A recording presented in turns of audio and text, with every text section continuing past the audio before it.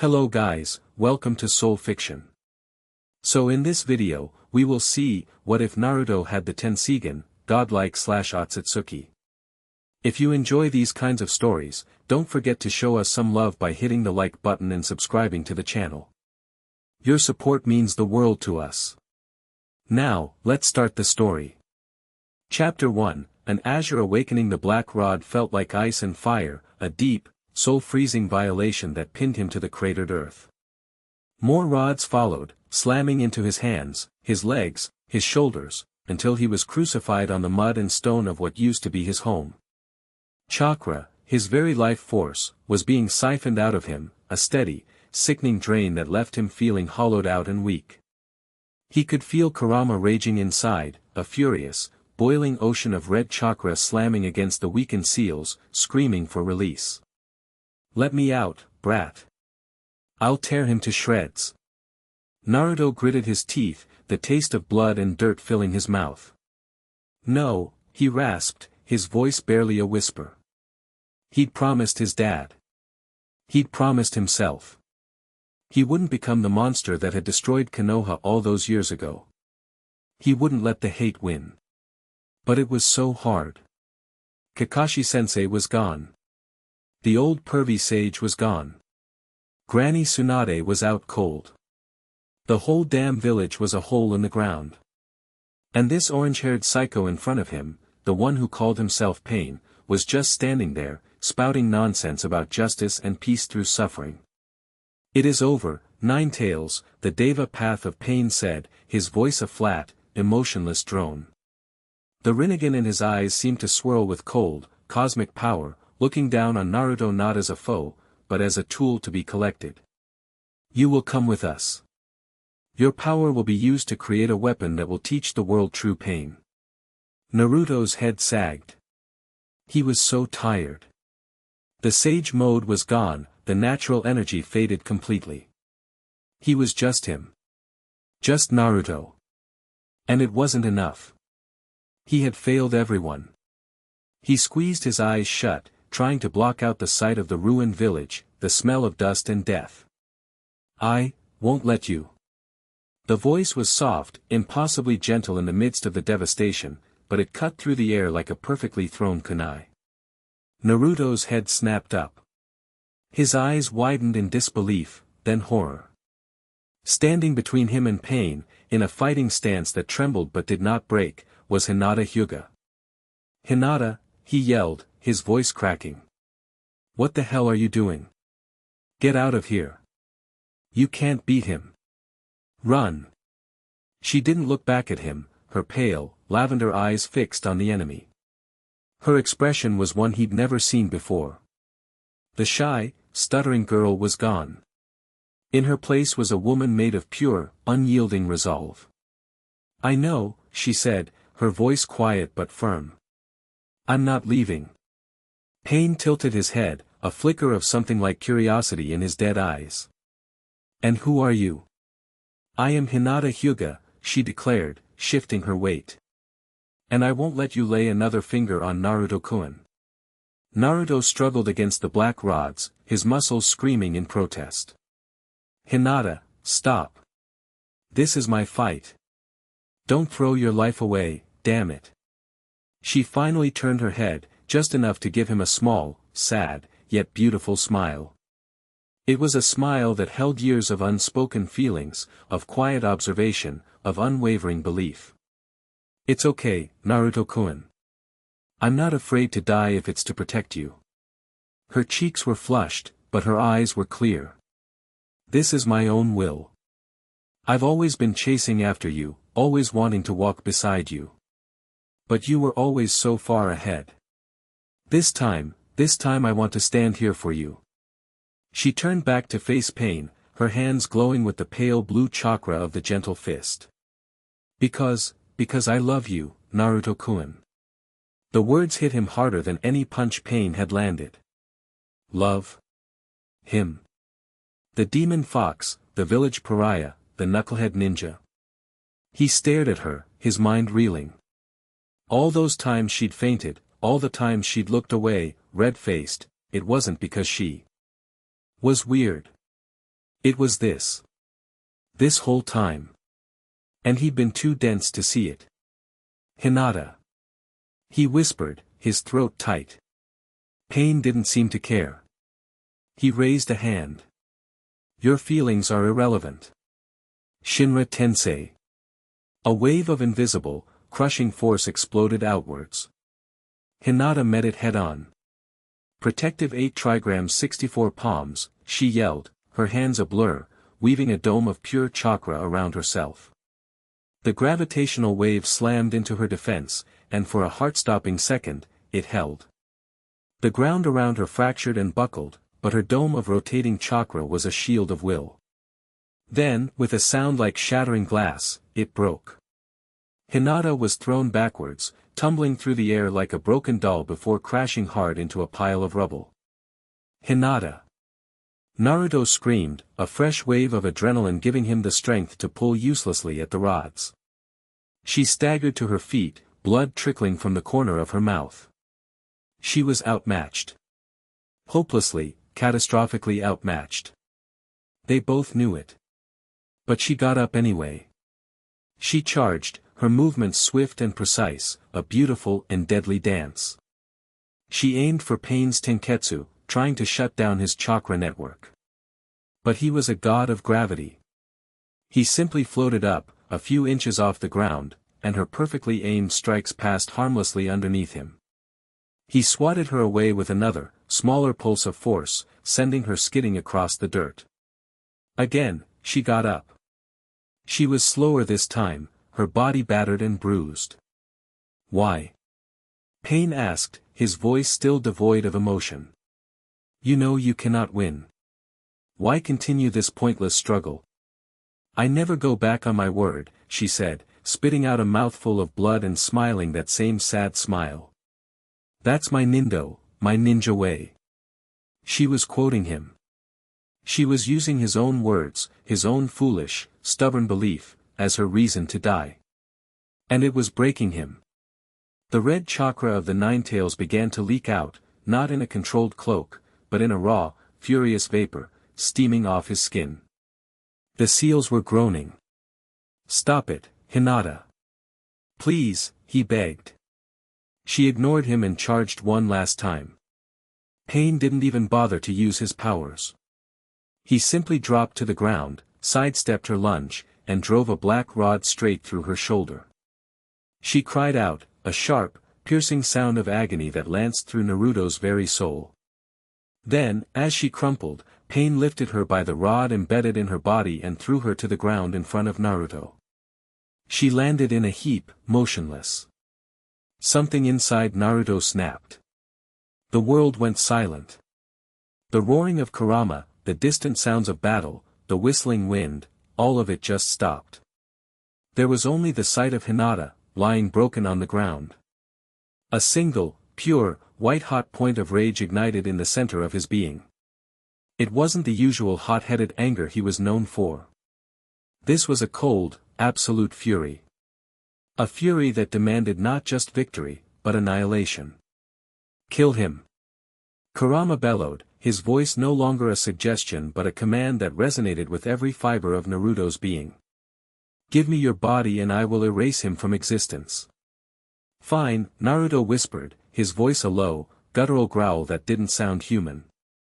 Take it. Just, kill him. The seal shattered.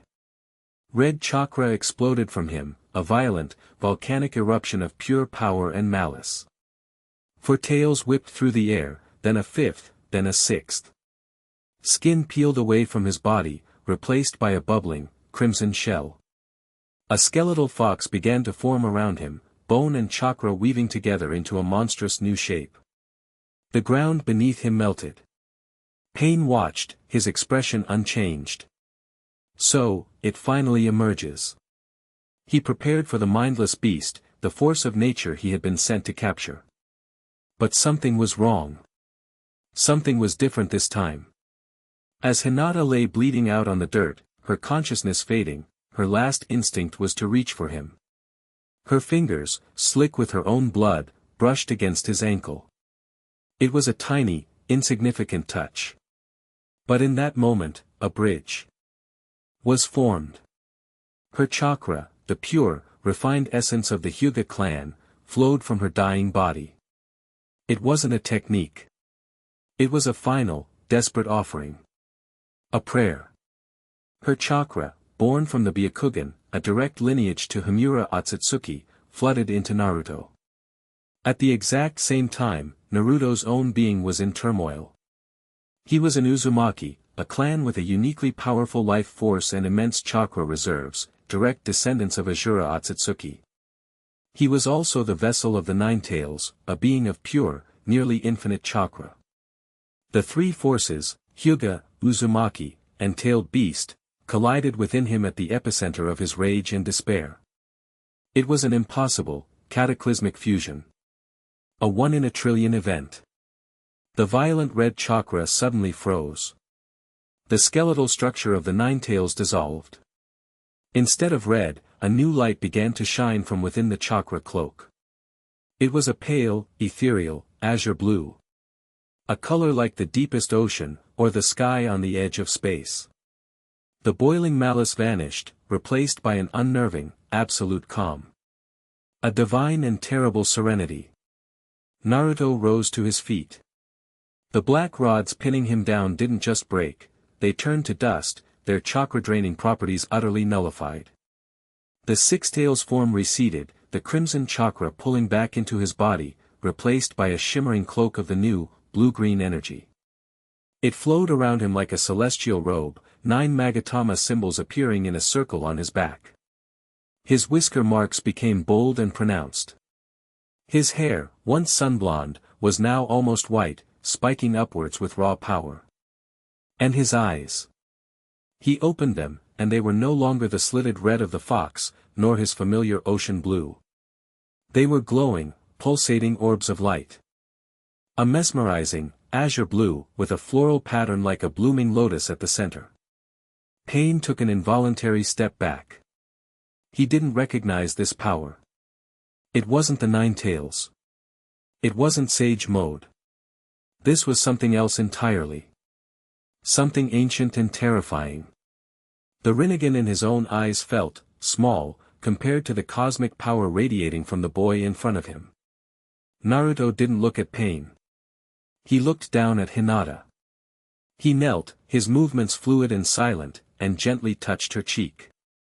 A soft, cyan light flowed from his fingertips, and the bleeding from her wounds stopped. Her breathing, which had been shallow and ragged, evened out. He had stabilized her, pulling her back from the brink of death with a touch. He then stood up, his gaze finally settling on Pain. He didn't say a word. He didn't need to. The sheer pressure radiating from him was suffocating. The very air grew heavy, charged with an energy that made the hairs on everyone's arms stand up miles away. What is this? Pain demanded, a crack in his emotionless facade. What have you become? Naruto didn't answer. He simply raised a hand. You speak of pain, Naruto said, his voice a multi-layered chorus, his own voice mixed with something older, deeper. You know nothing of it. Pain's eyes widened. He felt it a split second before it happened. The irresistible, inexorable pull. Shinra 10, he never finished the word. Naruto clenched his fist. The gravitational force that Pain commanded, the very power of the Deva path, was ripped away from him. It was like watching someone try to command the tide while standing in front of a tsunami. Naruto's control was absolute. He was gravity now. Pain was yanked forward, his body pulled through the air towards Naruto's outstretched hand. He tried to resist, planting his feet, but the ground beneath him was torn up and dragged along with him. This is for my master, Naruto said, his voice calm. With a flick of his wrist, a dozen chunks of rubble, each the size of a house, lifted from the cratered landscape. They hung in the air for a moment, suspended in defiance of all logic, before shooting towards Pain like a volley of meteors. Pain was forced to blast them apart with desperate, frantic pulses of almighty push, but for every one he destroyed, 3 more took its place. He was on the defensive, completely and utterly overwhelmed. For my sensei. Naruto pointed a single finger at the sky. The clouds began to swirl, gathering into a tight, angry vortex directly above them. The pressure intensified tenfold. The very light seemed to bend around him. From his back, 6 black orbs, smaller than a fist, materialized from nothing. They hummed with an energy that seemed to negate all things. Truth-seeking orbs. He didn't know what they were, but he knew how to use them. One of the orbs shot forward, faster than a bullet. Pain tried to repel it, but the sphere simply passed through the wave of force, completely unaffected. It wasn't ninjutsu. It wasn't senjutsu. It was something beyond. The orb slammed into Pain's side, and the part of his cloak it touched simply ceased to exist, turning into black dust. Pain stared in shock at the hole in his Akatsuki robe. He couldn't absorb this. He couldn't repel it. He couldn't even comprehend it. For my village. Naruto made a gesture, a slow, deliberate pulling motion with both hands. The ground for a mile in every direction groaned. Cracks spiderwebbed across the earth. Then, with a sound like the world ripping in two, a massive section of the crater, thousands of tons of rock and dirt, was torn free. It rose into the air, a makeshift moon of destruction, casting a shadow over everything. Gamabunta, who had been watching from a safe distance, his pipe falling from his mouth, could only stare. What in the name of the great sage is that? The remaining Konoha shinobi, Shikamaru, Ino, Choji, Sakura, all of them, were frozen in a mixture of terror and awe. This wasn't the Naruto they knew. This was a god. A vengeful, terrifyingly powerful god. And this. Naruto's voice echoed, cold and final, is for Hinata. He thrust his hands forward. The giant landmass accelerated, plunging down from the sky directly at Pain. It wasn't an attack. It was an extinction event. Pain's face was, for the first time, a mask of pure shock. He poured every last ounce of his power into one final, desperate act. Chibaku Tensei. A black sphere shot from his hands, a gravity core meant to pull in the earth and seal the Ninetales. But it was like trying to catch a cannonball with a net. Naruto's attack, his impromptu planetoid, simply swallowed the smaller black sphere. The two gravitational forces met, and Naruto's raw power crushed Pain's technique without a second thought. The Chibaku Tensei was obliterated before it could even fully form. The massive chunk of earth slammed down. The impact was silent for a moment, as if the world itself was holding its breath. Then came the shockwave.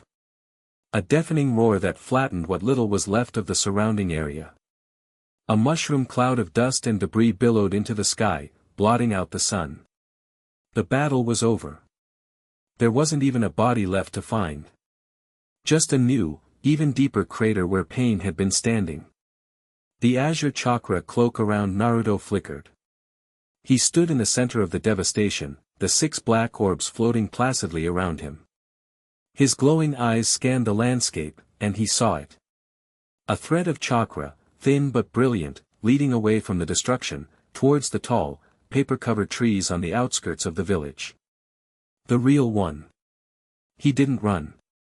He didn't leap. He just vanished. One moment he was in the crater, the next he was standing inside the paper tree, in front of a frail, emaciated man covered in piercings and hooked up to a grotesque machine. Nagato. Beside him, the blue-haired woman, Konan, stared with wide, terrified eyes. Nagato coughed, blood spattering his lips. How? Naruto's glowing eyes seemed to look straight through him, at his very soul. The truth-seeking orbs floated into the room behind him, a silent, deadly promise. He didn't raise his voice. He didn't need to. The absolute power he wielded was threat enough. We need to talk, Naruto said, his layered voice filling the small space. The conversation that followed was not the one from the original timeline. There was no appeal to their shared master, no emotional back and forth. Naruto stood there as a living embodiment of the divine power Nagato had only ever dreamed of. He listened to Nagato's story of pain and loss, his face unreadable. When Nagato was finished, explaining his twisted plan for peace, Naruto simply shook his head. "You're wrong," he stated. It wasn't an argument, it was a fact. Pain won't bring peace. It just creates more pain. More hate. He gestured to the world outside. "You didn't teach Konoha a lesson. You just murdered families. You destroyed homes. You became the very thing you hated." Nagato looked at him, at the Tenseigan glowing in his sockets, and for the first time, he saw the flaw in his own logic. He had tried to become a god through pain. But here was a boy who had become something far greater through a desire to protect. What are you?" Nagato whispered. "I'm Naruto Uzumaki," he said, and for a moment, the cosmic echo in his voice faded, leaving only his own. "And I'm going to bring peace. But I'm going to do it my way. By shouldering the hatred, not by spreading it." He didn't need to convince Nagato. Nagato was already convinced.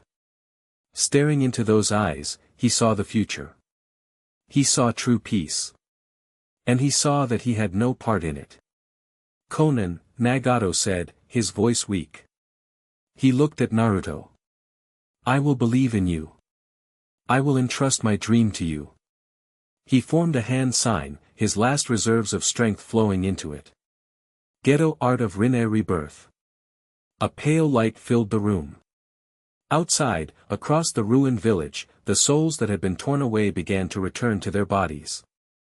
The dead began to stir.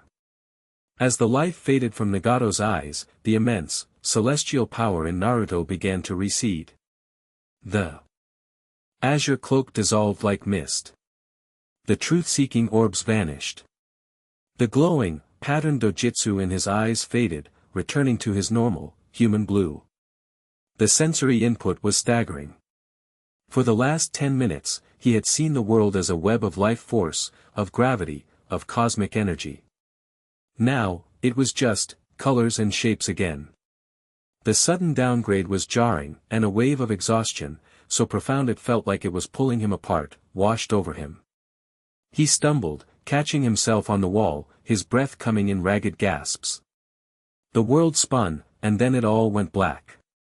When Naruto woke up, the first thing he registered was the clean, sterile smell of antiseptic.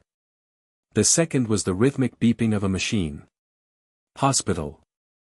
He cracked his eyes open, wincing at the bright white of the ceiling. He felt drained. Not just tired. He felt like his very soul had been stretched thin and then crammed back into his body. He sat up, his muscles aching. He was in a standard Konoha hospital room. Looking around, he saw Kakashi-sensei sitting in a chair by the window, his one visible eye closed, though Naruto knew he wasn't asleep. On the other side of the room, in another bed, lay Hinata. She was hooked up to an 4, her shoulder heavily bandaged, but she was breathing steadily. She was alive. A wave of relief so powerful it made him dizzy washed over him. "She's going to be fine," Kakashi said, not opening his eye. "Thanks to you." The medic said her wounds were fatal, but her condition was somehow stabilized.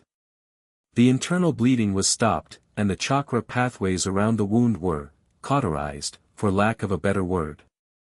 "It was your chakra that did it." Naruto looked at his own hands, half expecting them to be glowing. They were just his hands. I don't remember much," he said, and it was true. It was all a blur. Rage. Hinata falling. A flash of blue light. Then, a feeling of absolute control. Like he was dreaming and the world was his to command. "I remember being angry. And then, a lot of power." "That's an understatement," Kakashi said, finally opening his eye and looking at him. His expression was serious, unreadable. "Naruto, what happened out there?" "After the Six Tails form appeared, it changed." "You changed. That power, it wasn't the Nine Tails. Before Naruto could answer, the door to the room slid open. Tsunade walked in, looking tired but otherwise recovered. Behind her were Hamura and Koharu, the two village elders. Their faces were grim, their eyes sharp and suspicious. "Naruto Uzumaki," Koharu said, her voice sharp and brittle. "We need to know the source of the power you used. It is an unknown and potentially catastrophic threat to this village." "Threat?" Naruto balked. "I saved the village. You created a crater a mile wide and dropped a mountain on your enemy." Hamura shot back. "That is not shinobi combat, that is an act of God. An uncontrollable one. We cannot have a power like that running unchecked within our walls." Tsunade stepped forward, placing herself between them and Naruto's bed. "Enough. He's the hero of Konoha. He just saved all of our lives. You will show him the respect he's earned." "Respect has nothing to do with it, Tsunade," Koharu said, her voice lowering. "This is about security. First, he was the Jinchuriki, a known quantity we could manage. But now? Now he possesses a power that seemingly dwarfs a tailed beast. A power we have no data on. He must be placed under observation, his abilities sealed until we can understand them." "Like hell!" Naruto shouted, trying to get out of bed, but his body was still too weak. "You want to lock me up after I just saved everyone? Again?"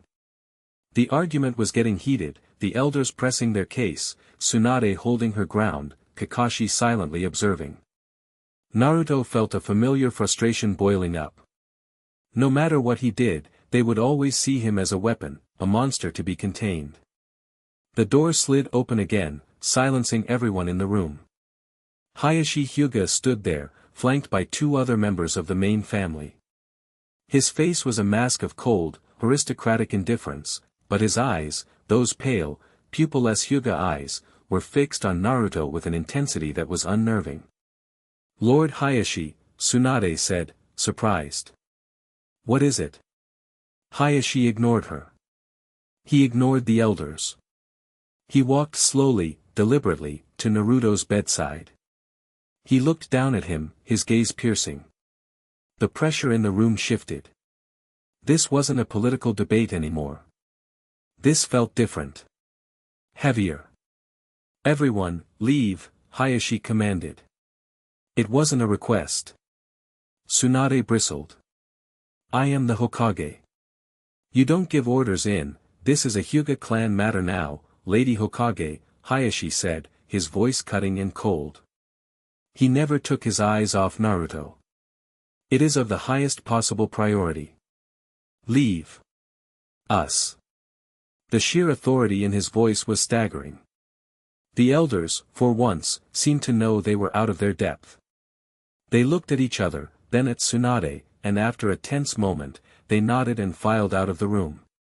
Tsunade gave Naruto a worried look, but she, too, acquiesced, pulling Kakashi out with her. The door slid shut, leaving Naruto alone with the head of the Hyuga clan. Hayashi stood in silence for a long moment, studying Naruto. He glanced at his daughter, his expression softening for a fraction of a second, before returning to its stony default as he looked back at Naruto. "You saved my daughter's life," Hayashi stated. It was a simple acknowledgement of fact, devoid of gratitude. "You also saved this village. However, the method you used has created a significant problem for my clan." Naruto was confused. "What are you talking about? What does your clan have to do with anything?" "Everything," Hayashi said, his voice low. "The power you used. The chakra I felt radiating from you. It was familiar. Like an echo from a forgotten legend." He leaned in closer. "Show me your eyes." "My eyes?" "They're just my eyes," Naruto said, getting defensive. "Do not play games with me, boy," Hayashi snapped, his composure cracking for a second. "I know what I sensed. I am the head of the Hyuga. Our blood is my blood. I know its every secret. What you possess is connected to us. Now, show me your eyes. Naruto didn't know what he was talking about, but he felt a strange pull. He remembered the feeling. The blue light. The world of chakra. He closed his eyes, focusing on that memory, on that feeling of absolute power that had flowed through him. He focused on the desire to protect Hinata, the trigger for it all. When he opened them again, he didn't feel any different, but Hayashi's reaction told him everything. The Hyuga clan head stumbled back a step, his eyes wide, his aristocratic mask completely shattered. For the first time, Naruto saw genuine, unadulterated shock on his face. He looked almost afraid. It cannot be, Hayashi whispered, his voice trembling slightly. The legends, the scrolls kept hidden in the deepest vault. I thought it was a myth. A fairy tale to explain the origin of our bloodline. What?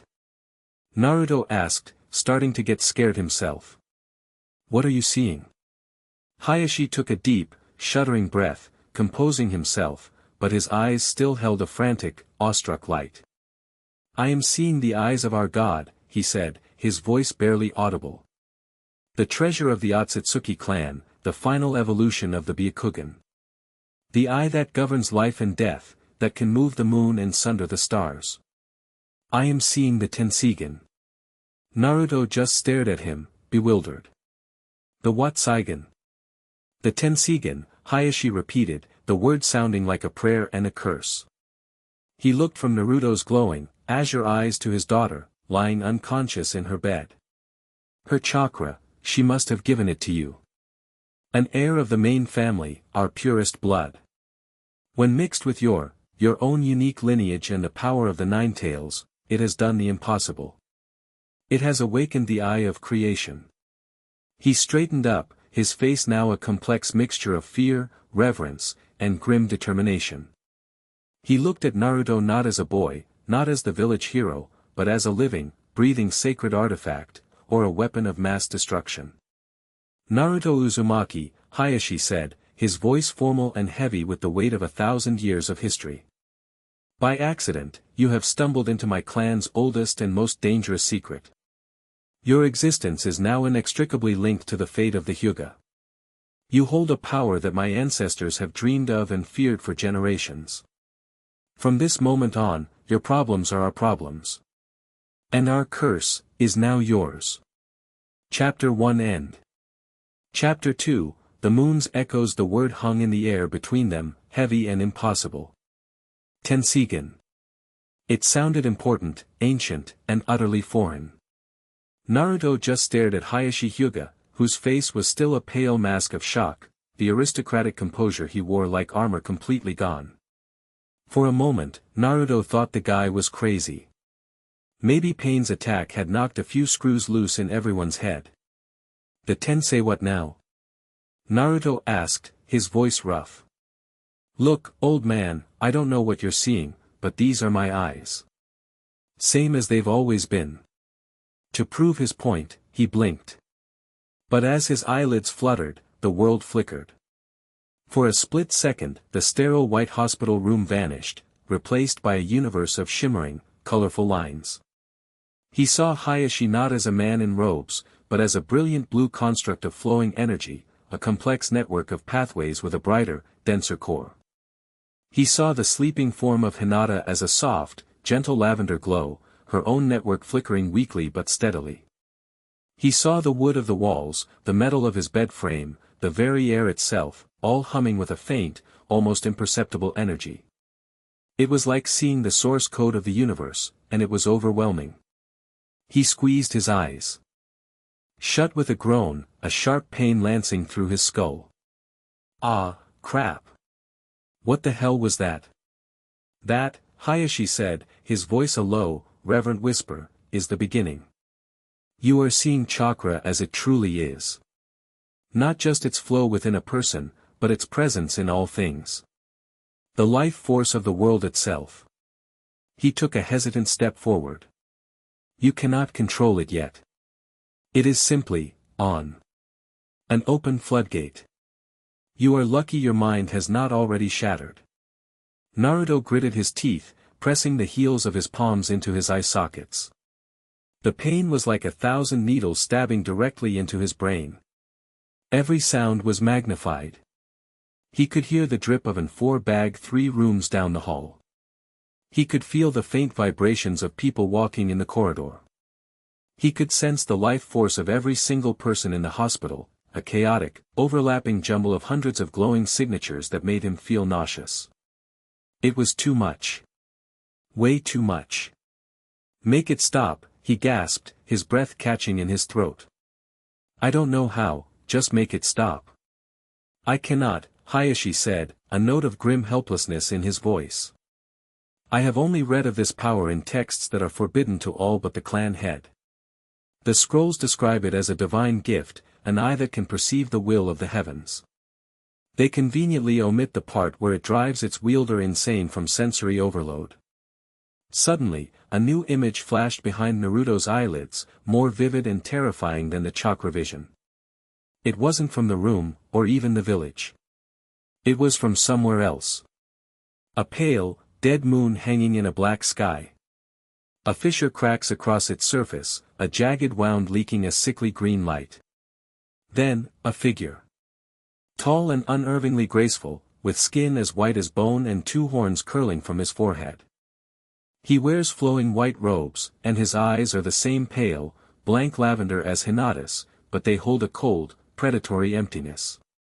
He looks, not at Naruto, but through him, as if seeing a distant point in space. He raises a hand, and a planet in the distance, a vibrant blue and white marble, shatters into a million pieces of cosmic dust. Naruto cried out and fell back against his pillows, his body trembling. The vision was gone, but the feeling of absolute, world-ending power lingered. The cold indifference of that horned man was more terrifying than Pain's twisted ideology or Kurama's mindless rage. What was that?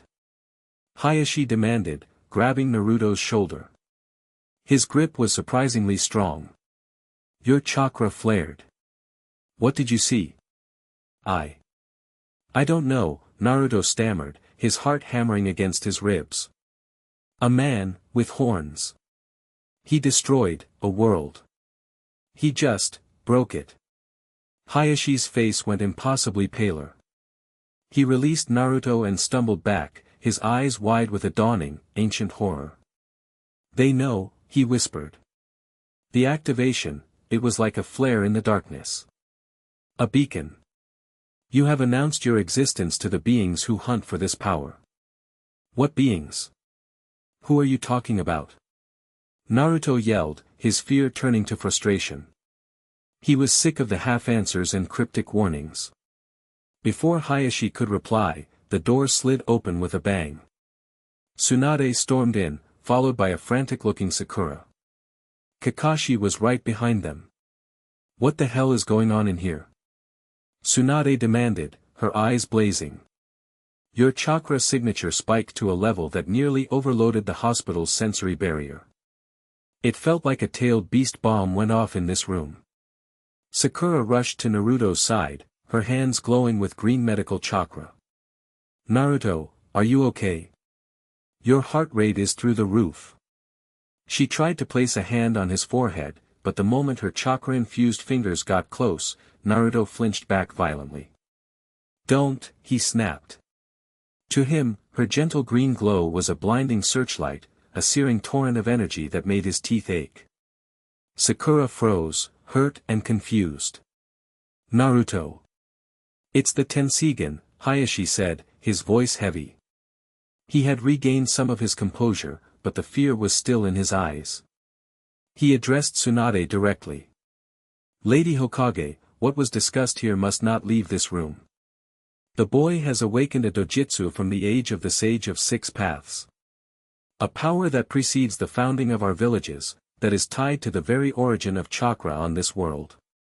Tsunade stared at him, then at Naruto, who was now huddled on the bed, his eyes squeezed shut, looking like a cornered animal. Explain. Now. Hayashi gave a curt, sharp explanation. He spoke of the legends of Hamura Otsutsuki, the brother of the Sage of Six Paths, and the eye he was said to possess. He described how Hinata's pure Hyuga chakra, a direct link to Himura, must have acted as a catalyst when combined with Naruto's own unique heritage as an Uzumaki and a Jinchuriki. It wasn't an explanation born of certainty, but of frantic, desperate theorizing based on near-mythological texts. Otsutsuki, Kakashi murmured, his visible eye narrowing. Jiraiya-sama mentioned that name once. He found it in a garbled prophecy from the great Toad Sage. Something about celestial beings, a divine tree, and a stolen fruit. As they talked, the sensory input was getting worse for Naruto. He could see their chakra systems flaring with emotion, Tsunade's a fiery, chaotic gold, Kakashi's a calm, steady silver blue, laced with the crackling purple of his lightning jutsu, Sakura's a vibrant, warm pink. It was like trying to have a conversation while 5 different songs were blasting in his ears and strobe lights were flashing in his face. He felt a familiar, monstrous presence stir in the back of his mind. Kit, what is this? Your senses are everywhere. I can feel the life force of every insect in the ground beneath us. It's irritating. Kurama. Naruto thought back, latching onto the fox's presence as an anchor in the storm of sensation. You feel it too. Of course I feel it. It's running through your entire network. This isn't like Sage Mode, where you borrow energy from the outside. This energy is coming from you. It has a taste. It's ancient. It tastes like the old man. The Sage of Six Paths. Humph. His brother, maybe. It's cleaner. Colder. Less concerned with the grimy little lives of you humans. A wave of dizziness washed over Naruto, and another vision hit him, shorter this time.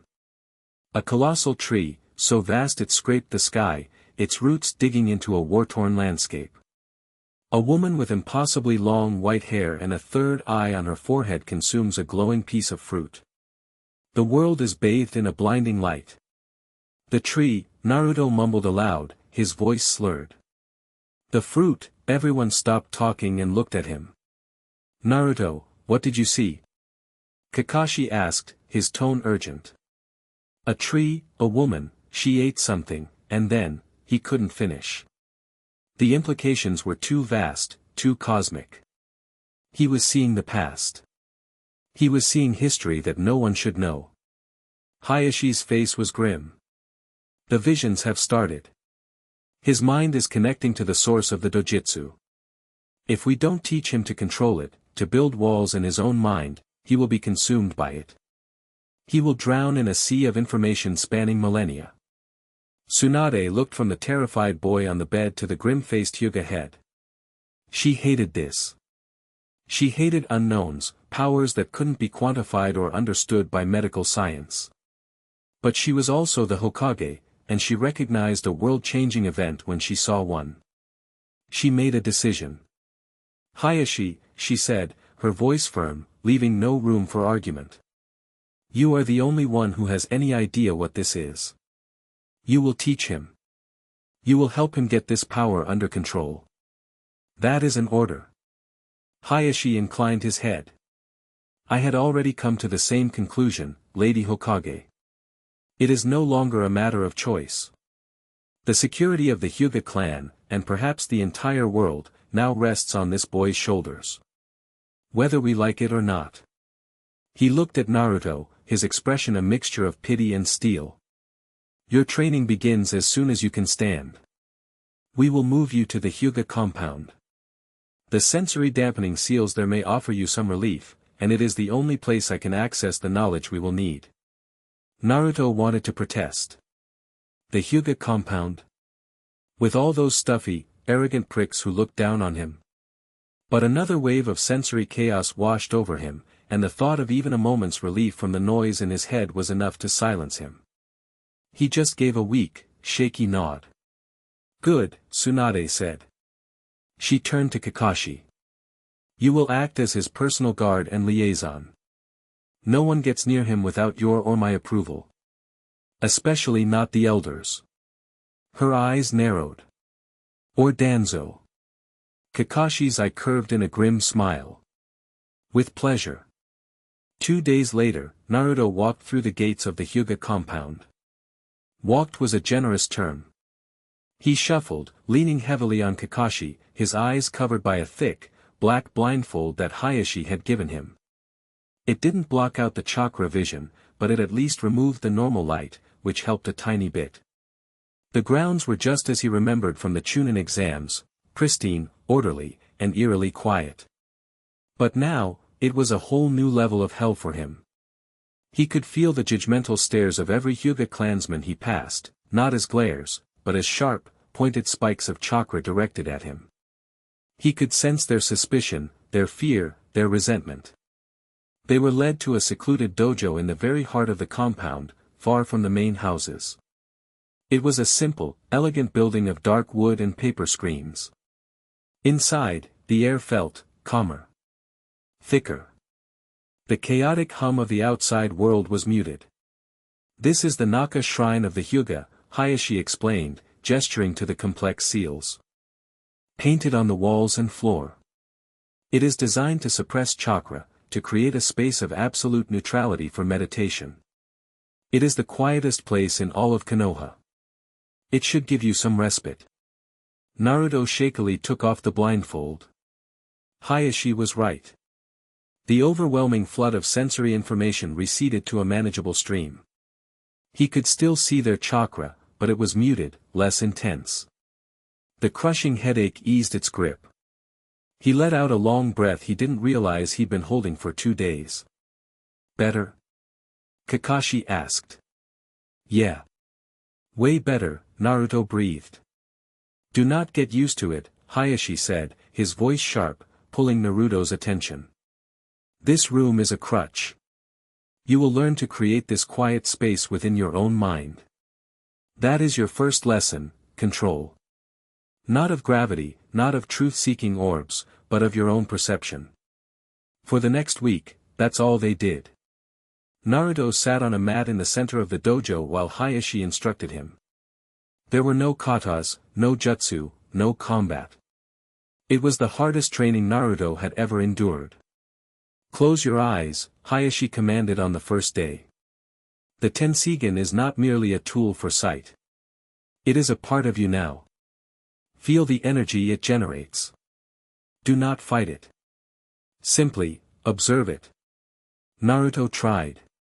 He sat there, focusing inward, and felt the immense, oceanic power swirling behind his eyes. It was calm, but vast and untamable, like a sleeping star. Trying to control it felt like trying to grab smoke. You are trying to command it, Hayashi said, his Byakugan active, observing the turbulent flow of chakra in Naruto's head. You think of it as a weapon to be aimed. You are wrong. It is a sense to be focused. When you look at a crowded street, you do not see every single person at once. You choose a target. A face. A sign. You filter out the rest. You must learn to do the same with this. Days blurred together. Naruto would sit, trying to focus his Tenseigan's perception on a single object. A leaf. A cup of water. Hayashi's own chakra signature. Every time he would start to get a handle on it, his focus would slip, and the entire world would come crashing back in, a cacophony of chakra that sent him reeling. It was infuriating. He was the hero who had defeated pain, who wielded godlike power, and he was being defeated by a damn teacup. This is useless, he yelled in frustration after one particularly bad failure, slamming his fist on the floor. I can't do it. How am I supposed to filter the universe? You do it by understanding what you are, Hayashi said, his voice unexpectedly calm. He knelt in front of Naruto. During my studies of the Forbidden Scrolls, I have come to a new theory. The legends say the Tenseigan requires the transplanted Byakugan of a Hyuga main family member to be combined with the chakra of an Otsutsuki descendant. It is a vessel. A construct. He paused, his pale eyes intense. But you are different. My daughter's chakra was the key, but your body is the lock. Uzumaki and Senju are descendants of Azura Otsutsuki. You are his transmigrant. When Hinata's Himura-descended chakra merged with your Azura-descended life force, with the Nine Tails as a furnace, you did not create a vessel. You reforged yourself. You are not wielding the Tenseigan, Naruto. You are the Tenseigan. Its power flows from your very being as naturally as blood through your veins. Naruto stared at him, the words slowly sinking in. He wasn't just using a new Kekkai Genkai. He was the Kekkai Genkai. The power wasn't a tool, it was a fundamental part of him now. So, what does that mean? Naruto asked. It means you stop trying to command it from the outside and start guiding it from the inside, Hayashi said. It is your own sense. Will it to be quiet? Will it to focus? It is a part of you. It will obey. Something clicked. Naruto closed his eyes again. This time, he didn't try to push back against the flow of information. He accepted it.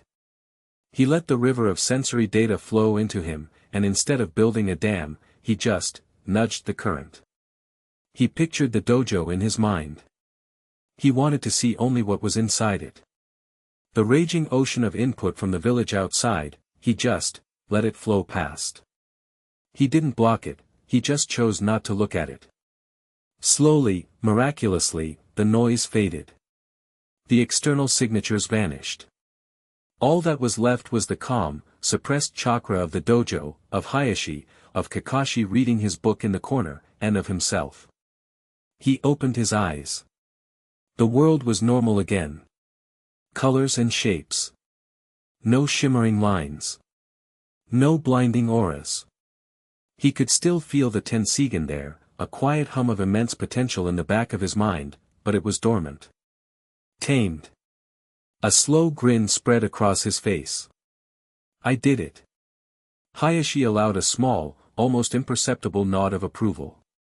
You have taken the first step. You can shield your mind. Now, we will teach you how to see. While Naruto was taking his first steps into a larger world, the darker corners of his own world were stirring. In a damp, cold, underground chamber, Danzo Shimura sat on a simple stone throne, his face impassive. One of his root shinobi knelt before him, his face covered by a blank white mask. The reports are confirmed, the root agent said, his voice flat and devoid of emotion. Naruto Uzumaki is being held in the Hyuga compound under the direct supervision of Hayashi Hyuga and the personal guard of Kakashi Hitaki. He has not left the premises in 9 days. Danzo tapped a finger on his armrest. The power he displayed, the elders are fools. They see it as a threat to be contained. I see it as the ultimate weapon. The perfect deterrent. A god in Konoha's service. But only if he serves the right master. Your orders, Lord Danzo. Hayashi is teaching him to control it.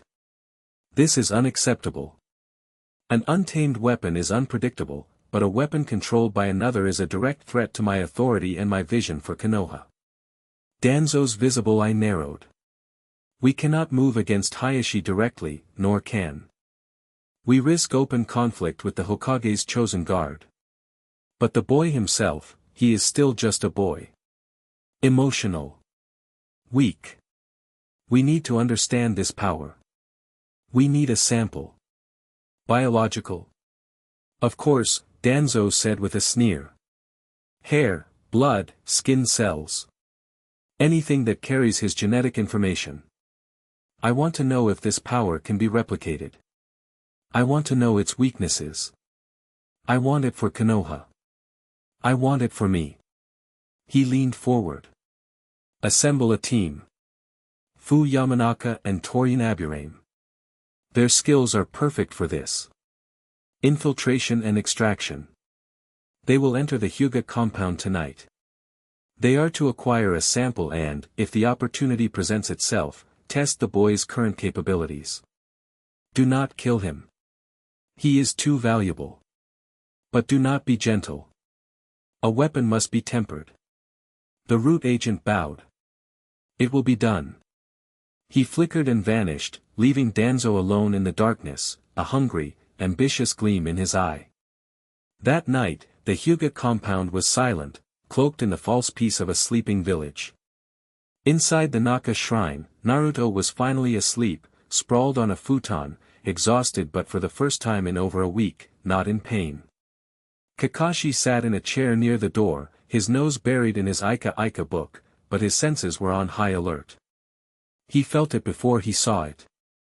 A subtle, almost non-existent flicker in the chakra-dampening field of the shrine. It was so faint that anyone less skilled would have missed it. Kakashi's head snapped up, his eye narrowing. He was on his feet in an instant, a kunai in his hand, his body placed between the door and the sleeping Naruto. "Company," he said in a low voice. The paper screen door slid open silently. Two figures in root uniforms and masks stood there. One was tall and lean, the other broader. Kakashi recognized them from their files. Fu Yamanaka, a sensory ninja and expert in mind control jutsu. Torian Aburame, a member of the Aburame clan's most secret branch, a man whose entire body was a hive for nano-sized, poisonous insects. A deadly combination. "Danzo's dogs," Kakashi said, his voice laced with contempt. "You're a long way from your kennel." "Kakashi Hatake," Fu said, his voice as empty as his mask. "Lord Danzo sends his regards. We are here on official business for the good of the village. We require a blood sample from the Jinchuriki. Do not interfere." "Official business?" Kakashi let out a dry chuckle. "Funny, I don't remember Tsunade-sama mentioning anything about letting you thugs experiment on the hero who just saved the village.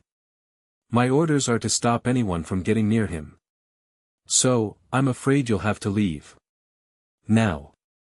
Torian took a step forward, his hands held slightly out from his body. "Your interference has been noted. It will not be tolerated." In a blur of motion, Torian lunged. He didn't aim to strike, but to touch. His entire fighting style revolved around infecting an opponent with a single touch from his insect-laced skin. Kakashi was faster.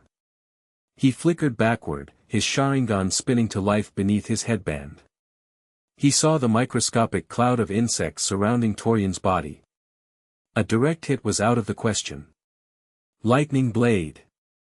Kakashi's hand crackled with blue electricity. He didn't charge forward. Instead, he slammed his palm onto the wooden floor. The lightning jutsu traveled through the wood, erupting in a shower of sparks right under Torian's feet. The Aburame was forced to leap back, avoiding the electrocution. While Torian was occupied, Fu made his move. He flew through a series of hand signs. Mind puppet switch cursed seal technique. He shot a beam of chakra directly at Kakashi. But Kakashi was ready. He had fought mind transfer jutsu before. Instead of dodging, he created a shadow clone in front of him. The beam hit the clone, which went rigid for a second before dissolving into smoke. The feedback jolted Fu, making him grunt in pain. "Clever," Fu stated. "But we only need to distract you for a moment." Torian had used the opening. He wasn't attacking Kakashi anymore. He was rushing past him, straight for the sleeping Naruto. "Don't you dare!" Kakashi yelled, moving to intercept, but Fu was there, blocking his path with a flurry of kunai. Naruto's eyes snapped open. He wasn't asleep. He had felt their chakra signatures the moment they'd breached the compound's outer wall. His Tenseigan, even when dormant, was a sensory organ of unparalleled ability. He had stayed still, feigning sleep, to see what they wanted. Now he knew.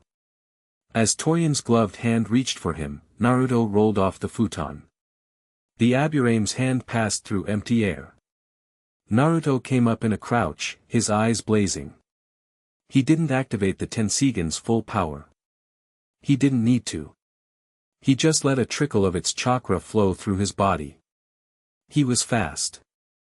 Impossibly fast. He moved like a blue flicker, appearing behind Torian. He didn't know the gentle fist, but he had something better. He focused a pinpoint of raw chakra onto the tip of his finger and jabbed it into the back of Torian's neck. It wasn't a chakra point strike. It was a pure, concussive blast of kinetic energy. A tiny, invisible Rasengan without the rotation. Torian's body went rigid. His mask cracked. His insects, agitated by the sudden, overwhelming influx of alien chakra, went haywire. They swarmed out of his body in a panicked cloud. The root agent collapsed to the floor, unconscious and convulsing. Fu froze, staring in disbelief at his fallen partner. It had happened in less than a second. "My turn," Naruto said, his voice dangerously calm. He turned his head, his normal blue eyes locking onto Fu. But they weren't just blue. There was a faint, azure light glowing in their depths. Fu felt a pressure he had never experienced before. It wasn't killing intent. It was something far more intimidating. It was the pressure of a mountain looking down on a pebble. He was an expert in the workings of the mind, but the sheer force of will radiating from the boy in front of him was enough to make his own jutsu feel like a child's parlor trick. He instinctively tried to use his mind transfer jutsu again, this time on the real target. But as he tried to focus his consciousness, it was like trying to push his way into a fortress made of solid steel. He couldn't even get close. It felt like his own mind was being crushed. Naruto simply raised a hand. He didn't know what he was doing, he was just acting on instinct, drawing on the power he'd felt when he fought pain. A small, invisible force grabbed hold of Fu. The root agent was lifted off his feet, his arms and legs pinned by an unseen power. He was completely helpless. "Who sent you?" Naruto asked. Fu, even while terrified, was a loyal root member. He bit down on the cyanide pill hidden in his tooth. But before he could, Naruto flicked his wrist. Fu's jaw was slammed shut with enough force to shatter his teeth, including the poisoned one. He gagged, unable to complete the suicide. "I hate it when people don't answer my questions," Naruto said, his voice still quiet. He pulled his hand back, and Fu was dragged through the air, stopping just inches from his face. "I'm only going to ask one more time. Who sent you?" Kakashi watched, his one visible eye wide. Naruto wasn't raging. He wasn't yelling. He was calm, controlled, and utterly terrifying. This was the decisive, competent power that the Tenseigan had granted him. He wasn't just a knucklehead with a heart of gold anymore. He was a force to be reckoned with, even without the glowing chakra cloak. Suddenly, a new voice echoed through the dojo, old and filled with a weary authority. "That's enough, Naruto." A figure landed silently in the center of the room, between Naruto and his captive. He was an old man with incredibly long, spiky white hair, red lines painted down his face, and a large scroll on his back. Naruto's eyes widened, the pressure he was exerting on Fu vanishing. The root agent dropped to the floor, gasping for air. "Pervy sage?" Naruto whispered, his voice cracking with disbelief. You're alive." Jiraiya turned, a wide, familiar grin on his face, though he looked older, more tired than Naruto remembered. "Takes more than a few black rods to kill one of the legendary Sannin," he said, his voice rough. "Though it was a close call. Ma and Pa had to drag my sorry ass back to Mount Myaboku to put me back together. Just got back to the village an hour ago. And what do I find? My apprentice is playing with Danzo's little spies. You didn't start the party without me, did you?" His jovial tone was a thin veneer over the deadly seriousness in his eyes. He glanced at the two incapacitated root agents, then at Naruto, and he saw the faint blue light in his student's eyes. He saw the new, frightening power that radiated from him. Jiraiya's grin faded, replaced by a deep, troubled frown. "So, the prophecy, it wasn't about the Rinnegan. It was about you. It was always about you." Chapter 2 and Chapter 3, The Harbingers gaze. The name, spoken with such impossible, bone-deep certainty, sent a jolt through Naruto. Pervy sage. It felt wrong to say. A ghost's name. He'd mourned him. He'd carried his master's will, his stupid, hopeful belief in a world without hatred, and it had fueled him, driven him to face pain. And now, here he was. Standing in the middle of a trashed Hyuga dojo, looking older, more worn than Naruto had ever seen him, but undeniably, impossibly alive. Jiraiya's grin was wide, but it didn't quite reach his eyes. Those eyes, usually sparkling with mischief or a lecherous gleam, were old. They held the weight of a near-death experience and something else, something deeper. A knowledge that was heavy and unsettling. In the flesh, Jiraiya said, clapping a hand on Naruto's shoulder. His grip was firm, real. Good to see you too, kid. Looks like you've been busy. His gaze flickered to the unconscious forms of Fu and Torian, then back to Naruto. The faint azure glow in Naruto's eyes was fading, but the sheer pressure of his presence, that quiet, terrifying confidence, was still there. Jiraiya could feel it. It was like standing next to a dormant volcano. Kakashi let out a long, slow breath, his posture finally relaxing from its combat-ready state. Jiraiya-sama. Your timing is, as always, impeccable. He gestured with his head towards the two rude agents. And your arrival is quite convenient. We have a problem here that requires a delicate touch. Delicate?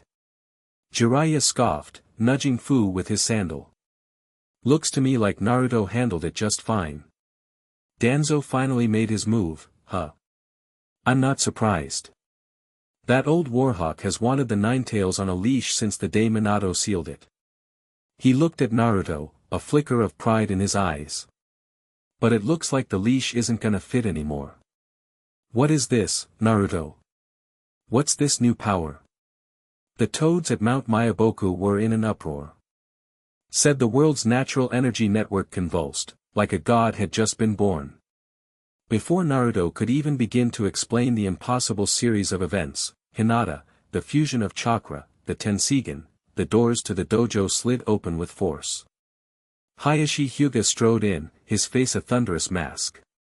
He had clearly been alerted by the commotion. His Byakugan was active, his gaze sweeping over the scene, the unconscious root ninja, the legendary Sannin standing in his family's sacred shrine, and Naruto, the epicenter of it all. What is the meaning of this? Hayashi demanded, his voice dangerously low. This shrine is consecrated ground. Who are these intruders? Danzos, Jiraiya answered before anyone else could. He turned to face the Hyuga head, his demeanor shifting.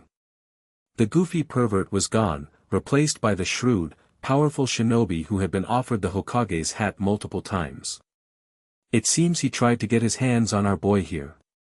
A foolish move, but predictable. Hayashi's gaze fell on the defeated root agents, and a flicker of something, perhaps grudging respect, was aimed at Naruto. They were neutralized quickly. I felt their chakra signatures for less than a minute before they were extinguished. He looked at Naruto. You did this? Naruto just nodded, still trying to process the fact that Jiraiya was standing right in front of him. They were after a blood sample. They were gonna touch me. Jiraiya's eyes narrowed. He knelt beside Torian, carefully observing the still faint cloud of nano-insects hovering around his body. Torian Aburame. Of course. Poison insects. One touch and it's over. And Fu Yamanaka. Mind control. Danzo sent his A-team. He stood up, dusting off his hands. This is a declaration of war against Tsunade. He's not just skirting the rules anymore, he's trying to steal the village's greatest asset right from under her nose. What do we do with them? Kakashi asked, nudging Fu's unconscious body with his foot. We hand them over to the TNI department. Danzo will have them silenced before they can say his name. He'll claim they were rogue agents. He's right, Jiraiya said, stroking his chin in thought.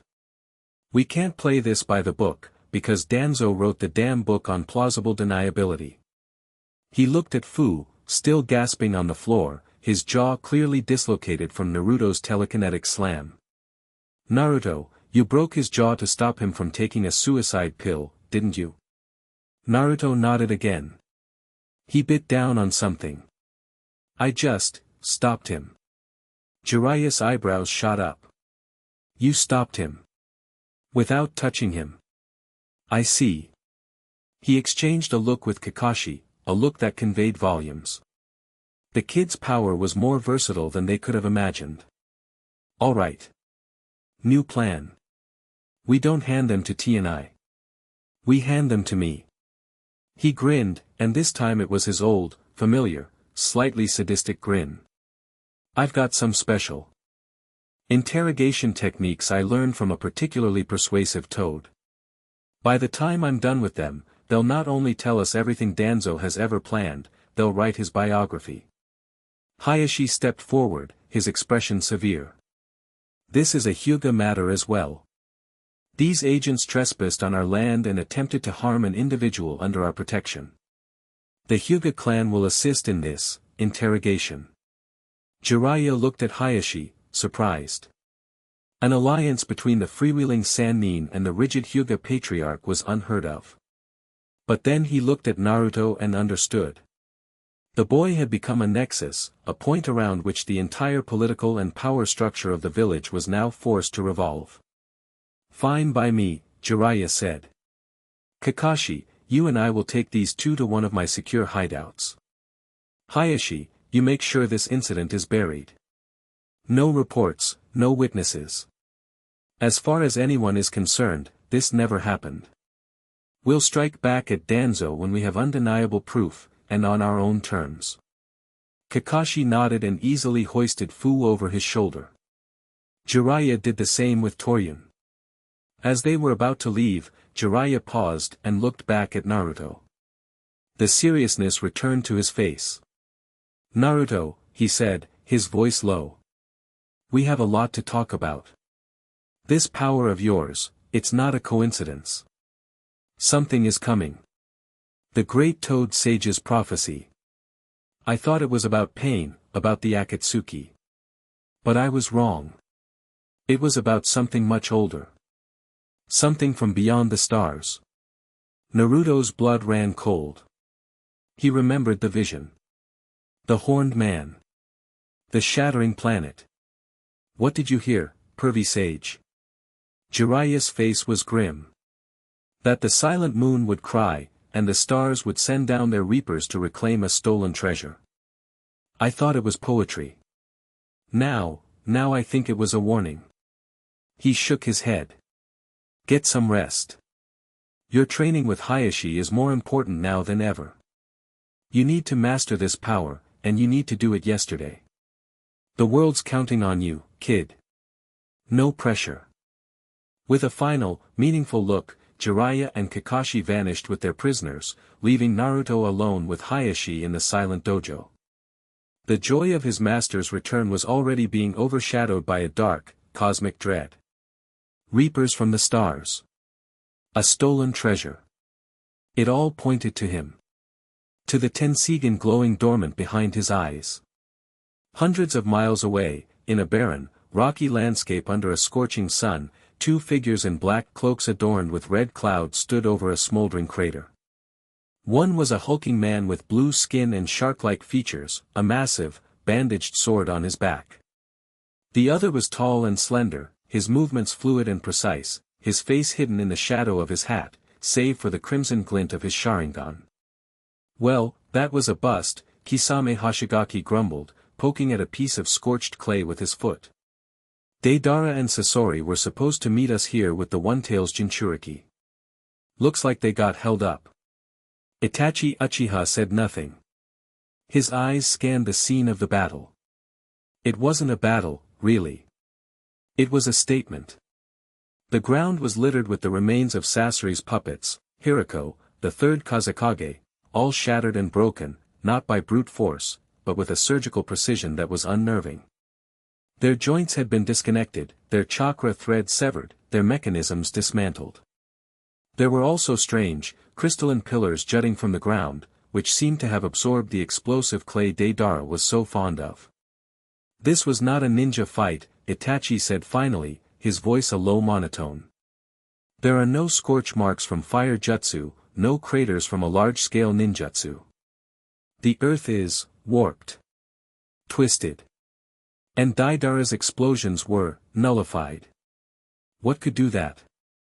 Kisame asked, his hand resting on the hilt of Samahata.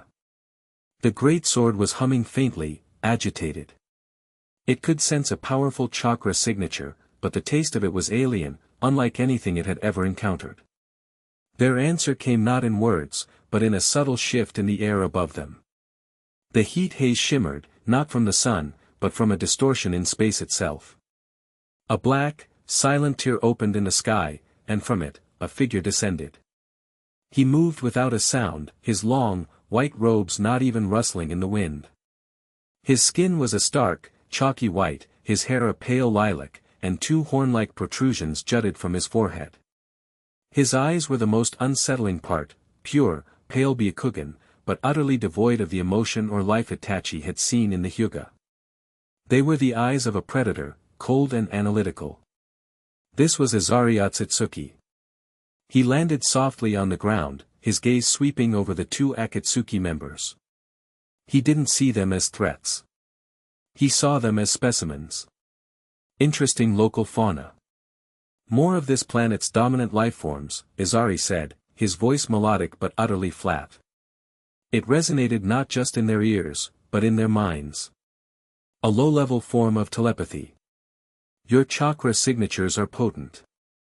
Far more so than the previous two. The one with the puppets was intricate but fragile. The one with the explosive clay was loud but simple. You too, you are more refined. Kisame bristled, showing a row of razor-sharp teeth. And who the hell are you, fancy pants? You the one who trashed our boys?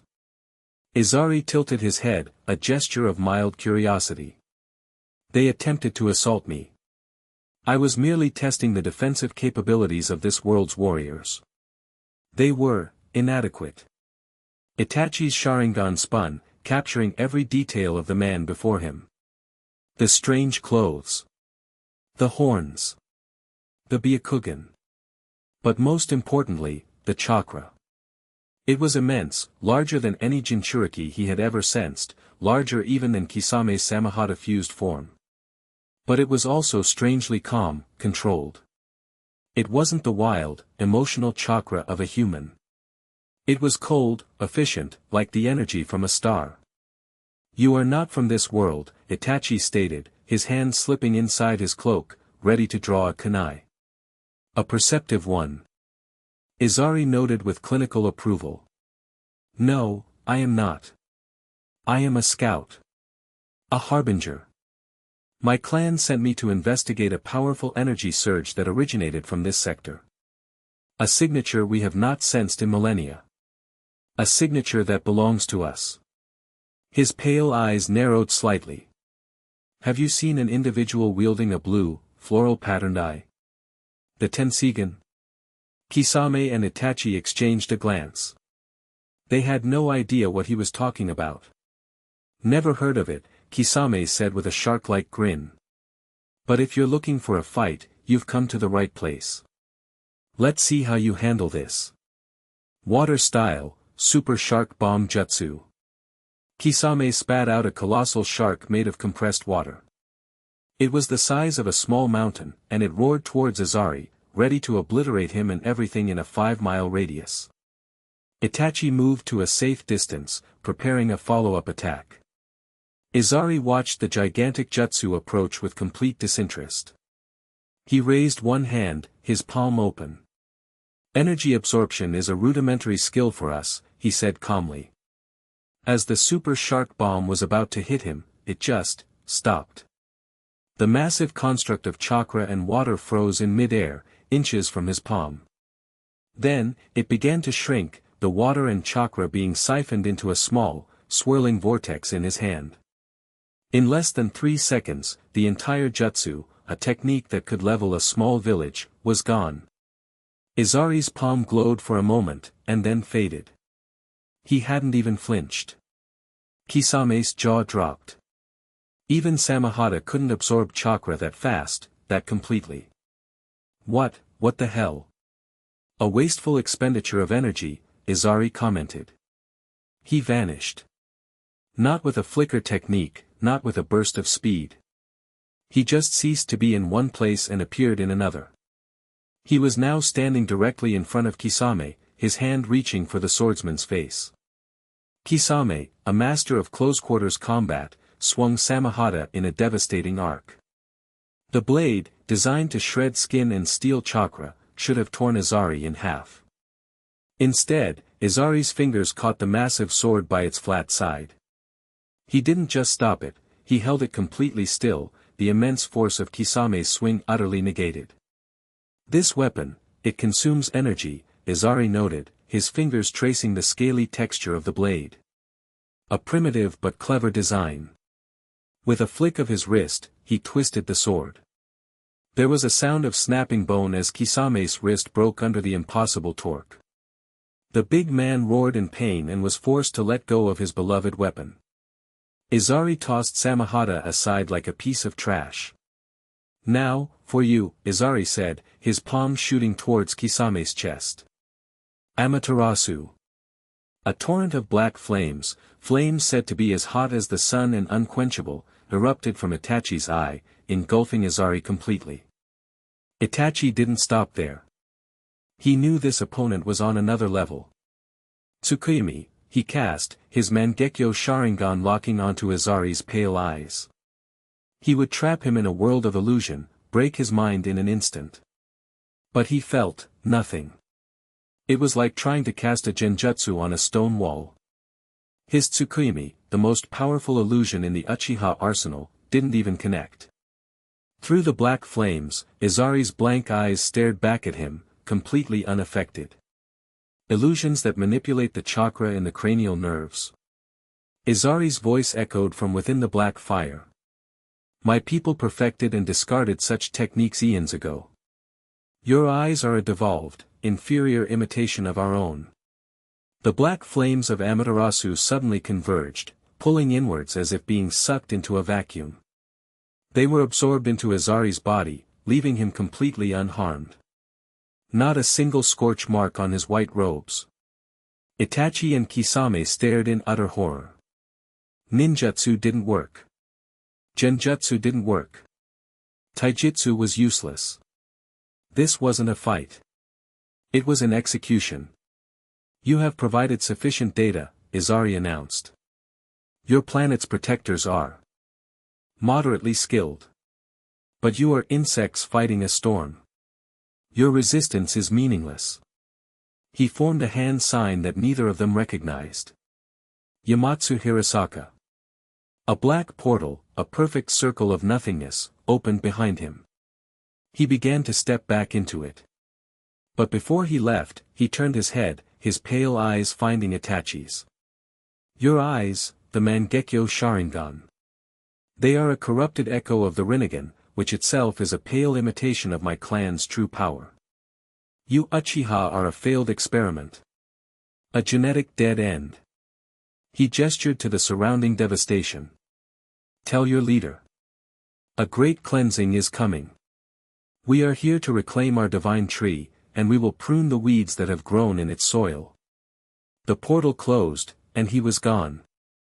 Leaving behind two of the most powerful members of the Akatsuki, beaten, terrified, and with a message that would shake the foundations of their entire world. The air over Konoha was peaceful.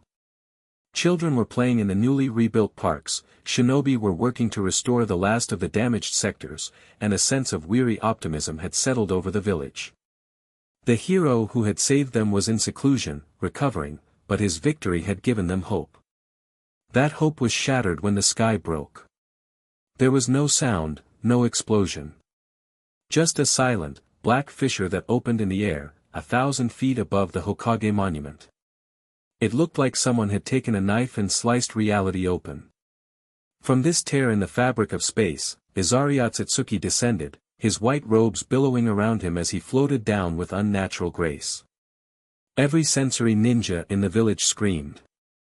An unimaginable chakra signature had appeared out of nowhere, a presence so vast and alien it was like the moon itself had just decided to drop in for a visit. Alarms blared across the village. ANBU squads flickered into position on rooftops, their weapons drawn, their faces pale behind their masks. Tsunade, in her temporary office, slammed her hands on her desk. "What is that?" "Report." An ANBU with a weasel mask appeared in a swirl of leaves. "Lady Hokage. An unknown entity has appeared above the village. Its chakra levels they're off the scale. Higher than the Nine Tails. We've never seen anything like it." Izari landed softly in the center of the village's main plaza, the very spot where Naruto had fought pain. Civilians screamed and scattered, running for their lives. The shinobi of Konoha formed a perimeter, kunai and jutsu at the ready, but they kept their distance. The sheer pressure radiating from the horned man was suffocating, a palpable wave of cosmic indifference that made their own chakra feel small and insignificant. Izari ignored them all. His Byakugan was active, scanning the village, not as a collection of buildings and people, but as a nexus of energy. He could feel it now, clear as day. The beacon that had drawn him across the void. It was located in the Hyuga compound. "There you are," he whispered to himself. "Thief of the sacred eye." He began to walk, his steps slow and deliberate, heading directly for the Hyuga district. The Konoha shinobi didn't know what to do.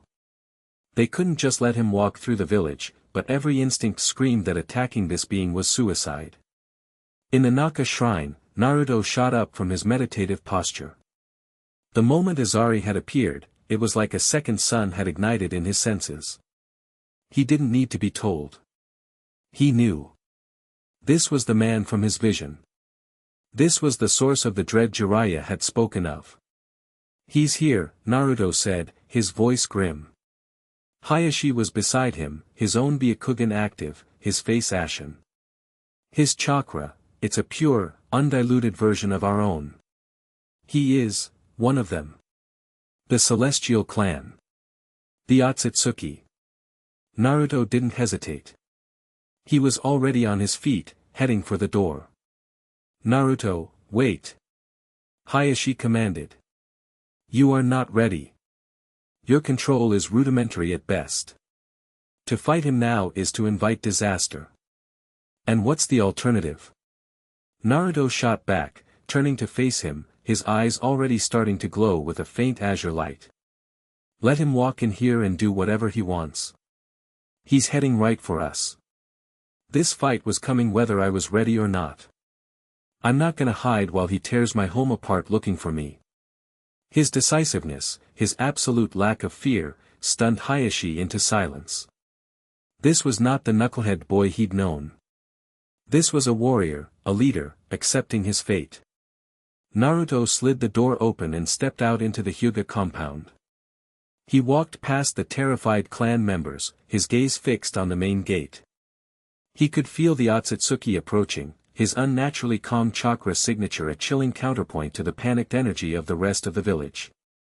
He reached the gate just as Izari arrived on the other side.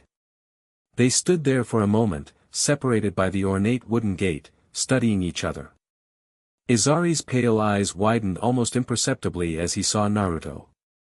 He saw the azure glow. He saw the floral pattern. It was real. "The Tenseigan," Izari said, his voice echoing in Naruto's mind. "Awakened in a filthy, half-breed vessel. An abomination. How did a lesser creature like you come to possess a treasure of the main family? Maybe you should come over here and I'll show you," Naruto shot back, his hand clenching into a fist. Izari scoffed. A sound of pure, aristocratic disdain. "You are bold. A common trait in primitives. You do not understand what you hold. That eye is the key to creating a new genesis, to cultivating a new divine tree. It is not a weapon for a monkey to play with." He raised a hand, and the massive Hyuga gate, a structure that had stood for centuries, disintegrated into dust. "I will take it back now. Your body will serve as a suitable container for its journey home. He floated forward. Naruto didn't back down. "You talk a lot," Naruto said, the azure light in his eyes exploding into a brilliant, pulsating glow. "I'm getting real tired of guys who like to hear themselves talk." The world seemed to hold its breath. Then, Naruto's body erupted in a torrent of brilliant, cyan-colored chakra. It wasn't the bubbling, malevolent red of the Nine Tails. This was a calm, flowing, yet overwhelmingly powerful cloak of energy. It wrapped around him like a second skin, forming a long, flowing coat with a single tail. 9 black Magatama symbols appeared, 6 around his collar and 3 on his back.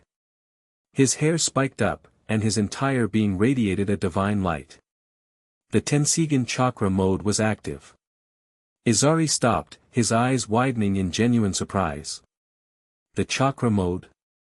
You can already manifest it?" "Impossible. No one has wielded this power since Lord Hamura himself."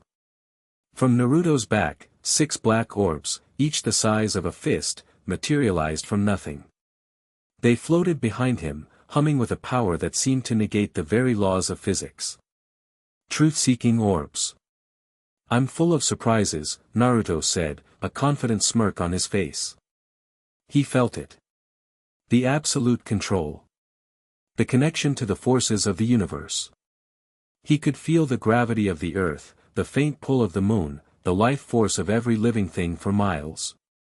He had only just learned to quiet this sense, and now he was letting it roar to life, directing it, commanding it. "This changes nothing," Izari said, recovering his composure. He held out his hand, and a long, crimson rod of pure, crystallized chakra formed in his grip. "Even a god can be slain. I will simply have to be more thorough in dissecting you." Izari lunged. He moved at a speed that should have been impossible, crossing the distance between them in less than a heartbeat. He thrust the chakra rod at Naruto's heart. Naruto didn't even seem to move. One of his truth-seeking orbs shot forward, intercepting the rod. When the two objects met, there was no clang of metal or explosion of energy. The tip of Izari's crimson rod simply ceased to exist, turning into black ash. The orb was completely unharmed. Izari's eyes widened. He pulled his weapon back, staring at the blunted end. "It possesses all 5 nature transformations, and yin-yang release. It negates all ninjutsu." "Told you," Naruto said, grinning. "I'm full of surprises." He took the offensive. He didn't just run, he flew, propelled by his chakra cloak, leaving a cyan blur in his wake. He appeared in front of Izari, his fist cocked back. The Otsutsuki was fast enough to raise his arms to block, but the force of Naruto's punch was staggering. The impact created a shockwave that cracked the very ground beneath them, sending paving stones flying. Izari was sent skidding back 100 feet, his arms trembling from the sheer physical power of the blow. "Impressive strength," Izari commented, his expression still clinical. "But you rely on brute force. You do not understand the subtleties of this power." He made a gesture, and the rubble from the destroyed gate and the cracked ground rose into the air. Dozens of massive chunks of rock and stone. He thrust his hand forward, and they all shot towards Naruto like a wave of meteorites. Naruto didn't even try to dodge. He just held up his hand. Bansho Tenin. The gravitational pull that Izari was exerting on the rocks was suddenly hijacked, overwhelmed by a force 100 times stronger. The wave of rubble stopped dead in the air, then reversed course, flying back towards its creator at twice the speed. Izari was forced to create another portal with his Yamatsu Hirasaka, letting the rubble pass harmlessly through to whatever dimension lay beyond. But it was a distraction. While Izari was occupied, Naruto had sent 2 of his truth-seeking orbs, flattened into razor-sharp discs, spinning towards him from either side. Izari was forced to create 2 more portals to deal with them, a flicker of strain finally appearing on his face. Maintaining multiple dimensional gates was clearly a drain on his power. "You like playing with rocks?" Naruto called out, floating up into the air. He held his hands out to his sides. Let's play with rocks. He clenched his fists. The ground for half a mile around them began to shake violently. The ANBU on the rooftops, the shinobi forming the perimeter, all struggled to keep their footing. Then, with a groan that sounded like the planet itself was in pain, the earth began to rise. Not just a few chunks of rock. A massive, spiraling pillar of stone, hundreds of feet wide, erupted from the ground beneath Izari, seeking to crush him against the sky. Izari was forced to fly upwards to avoid it. But Naruto was already there, waiting for him. "You're not the only one who can absorb chakra," Naruto said. He thrust his hand forward, and a vortex of cyan energy appeared on his palm. Izari suddenly felt his own chakra, the reserves he had thought were infinite, being violently pulled from his body. It wasn't the gentle nibbling of Samahata. It was a spiritual siphon, a direct attack on his life force. Izari cried out, a sound of genuine pain and shock, and blasted Naruto with a wave of force from his other hand to break the connection. The two were thrown apart, creating distance between them again. Izari was breathing heavily now, his pristine white robe slightly disheveled. The confident, analytical predator was gone. In his place was a cornered fighter, facing a power he thought only belonged to the highest echelons of his own clan. "How?" Izari demanded, his voice losing its melodic quality, replaced by a harsh, grating anger. "How can a lesser being, a human, wield the Tenseigan with such proficiency? You have only just awakened it. It should be driving you mad. You should not have this level of control." "Maybe it's because I'm not trying to use it to destroy worlds," Naruto retorted, his cyan cloak flaring brighter. "I'm using it to protect my home. To protect my friends. That's a power you Otsutsuki jerks will never understand." He brought his hands together, forming a familiar sign. But instead of a normal Rasengan, the sphere of chakra that formed in his hand was a roiling, miniature sun of pure Tenseigan energy, infused with the properties of a truth-seeking orb. It was a golden green, and it hummed with the power to erase whatever it touched. Local reincarnation explosion. He shot forward, closing the distance instantly. Izari, knowing he couldn't absorb the attack, was forced into a desperate move. He poured a massive amount of his own chakra into his remaining hand, forming a swirling, black sphere of gravitational energy. Chibaku Tensei. Naruto's golden sphere of annihilation met Izari's black sphere of gravity.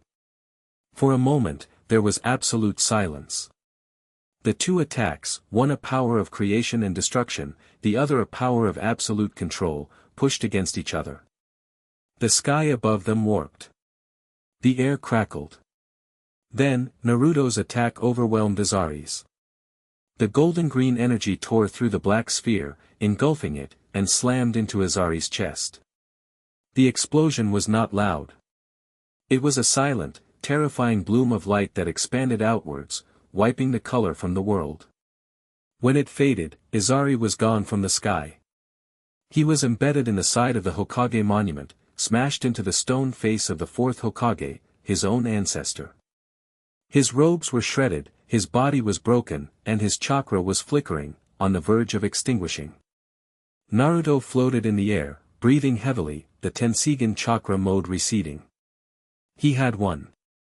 He had faced a being from another world, a monster who had effortlessly defeated S-rank ninja, and he had won. He flew down and landed in front of the crater in the monument. Izari was pinned by the stone, coughing up strange, purple blood. He looked up at Naruto, and for the first time, there was fear in his pale eyes. You are not just a human," Izari rasped. "That will, that power, you are the true inheritor of his will." He began to dissolve, his body breaking down into particles of light.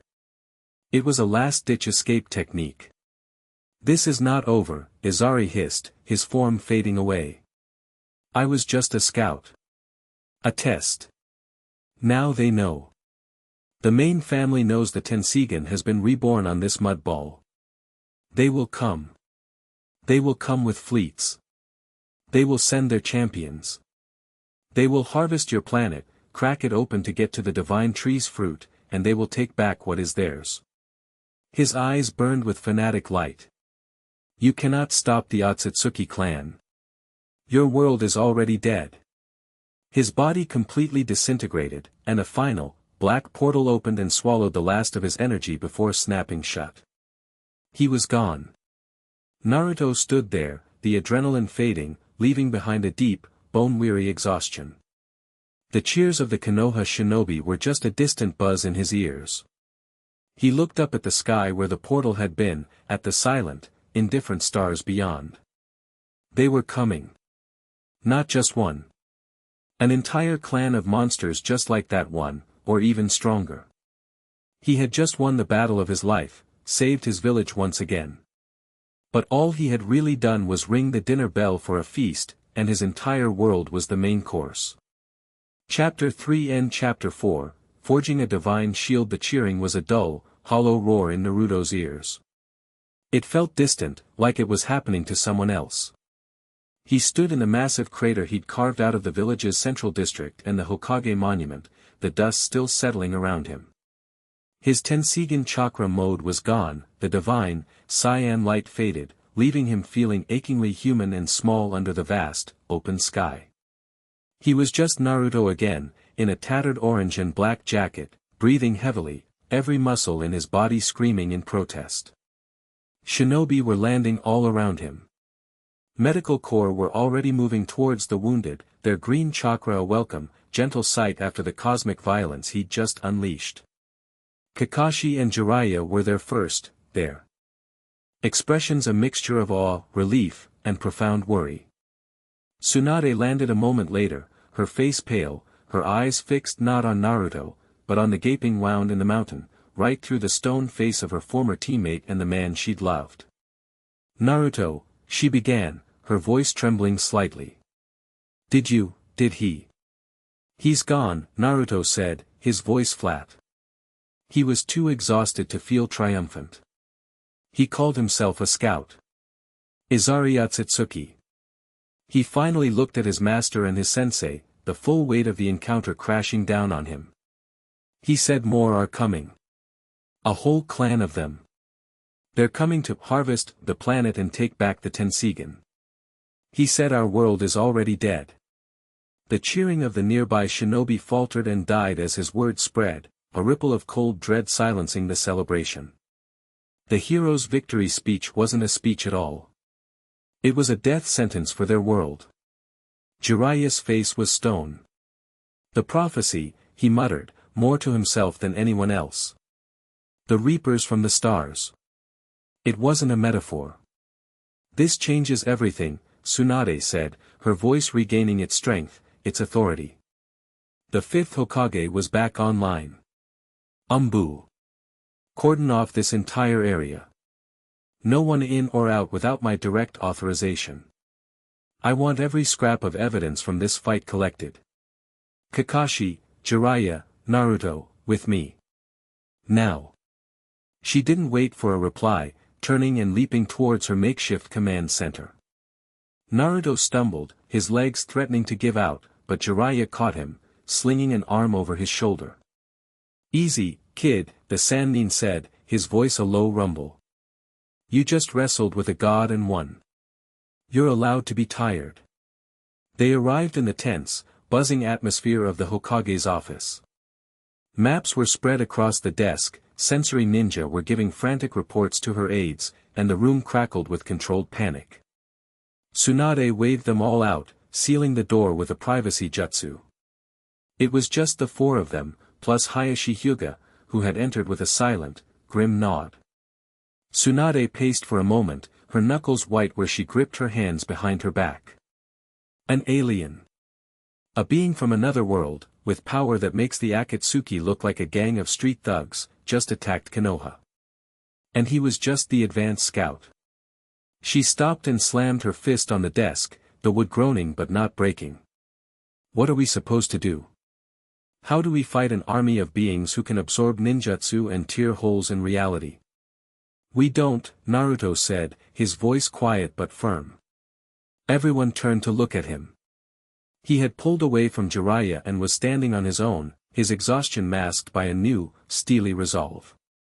Konoha doesn't fight them, he clarified, his blue eyes meeting each of theirs in turn. The world fights them. All of us. Together. Jiraiya's eyes widened slightly. You're talking about an alliance. More than that, Naruto said, shaking his head. The alliance for the fourth war against the Akatsuki, that's not enough. That's a temporary truce to fight a common enemy. This isn't about the Akatsuki anymore. Obito, Madara, they're a house fire. This Otsutsuki clan is a damn asteroid coming to wipe us all out. We can't be thinking about village rivalries or ancient grudges. Suna, Kyumo, Iwa, Kiri, all of us. We fight as one army, or we die as 5 separate, pathetic piles of dust. Anoki would have had a fit, hearing his village's name spoken with such casual dismissal. But in this room, the brutal honesty of it landed with the force of a physical blow. Tsunade stared at him. This wasn't the impulsive, loud-mouthed kid who'd left the village with Jiraiya years ago. Pain's attack, Hinata's sacrifice, the awakening of the Tenseigan, and the battle with Azari had forged him into something new. He wasn't just a powerful ninja anymore. He was a leader. You want to call a 5 Kage summit, she stated. Right now, Naruto. Confirmed. We tell them everything. Show them everything. We make them understand that their petty squabbles are going to get every man, woman, and child on this planet killed. They won't believe you, Hayashi said, speaking for the first time. His voice was gravelly. That Tsuchikage is a stubborn old fool who despises Konoha. The Raikage is arrogant and believes in the absolute power of his own village. They will see this as a trick. A power play by Konoha to assert dominance using its new weapon. He looked pointedly at Naruto. Then I'll make them believe me, Naruto said, a dangerous glint in his eyes. I'll show them a power that makes the Raikage speed look like a crawl and the Tsuchikage's particle style look like a firecracker. They don't have to like me. They don't have to trust Konoha. But they will respect the threat. They will fear it. There was a heavy silence in the room. What Naruto was proposing was unprecedented. To force a summit, to reveal his godlike power, to demand the world unite under a single banner, it was the talk of a madman. Or a true Kage. A world leader. Jiraiya was the first to break the silence. He let out a low chuckle, a proud, booming sound that filled the room. Heh. Just like his old man. Minato always did have a flair for the dramatic, and an unnerving ability to be right.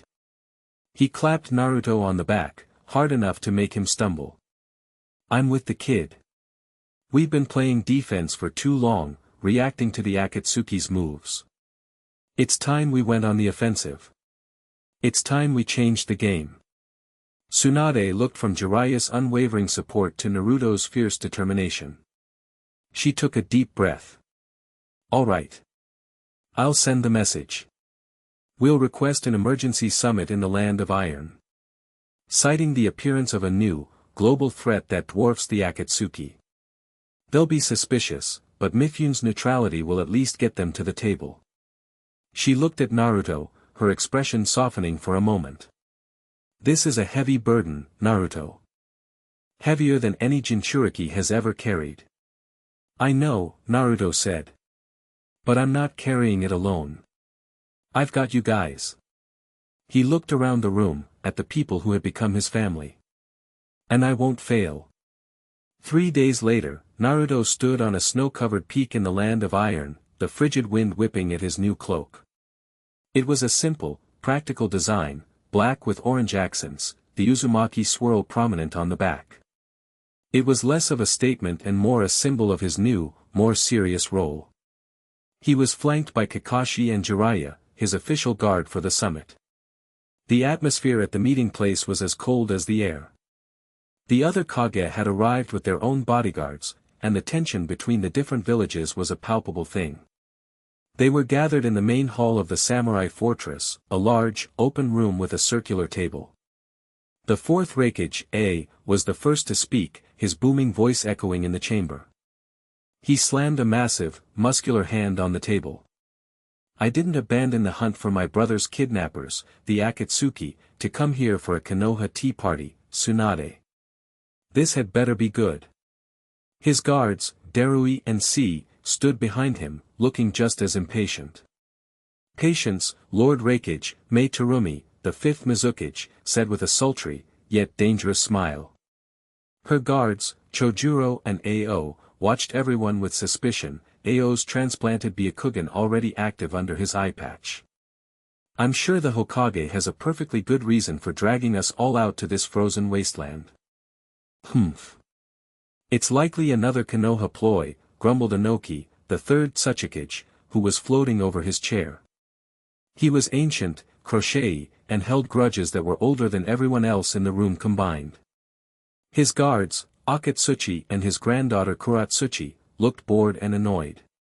Only Gaara, the fifth Kazekage, offered a nod of support. He sat calmly, his arms crossed, his face impassive but his eyes showing his trust in Naruto.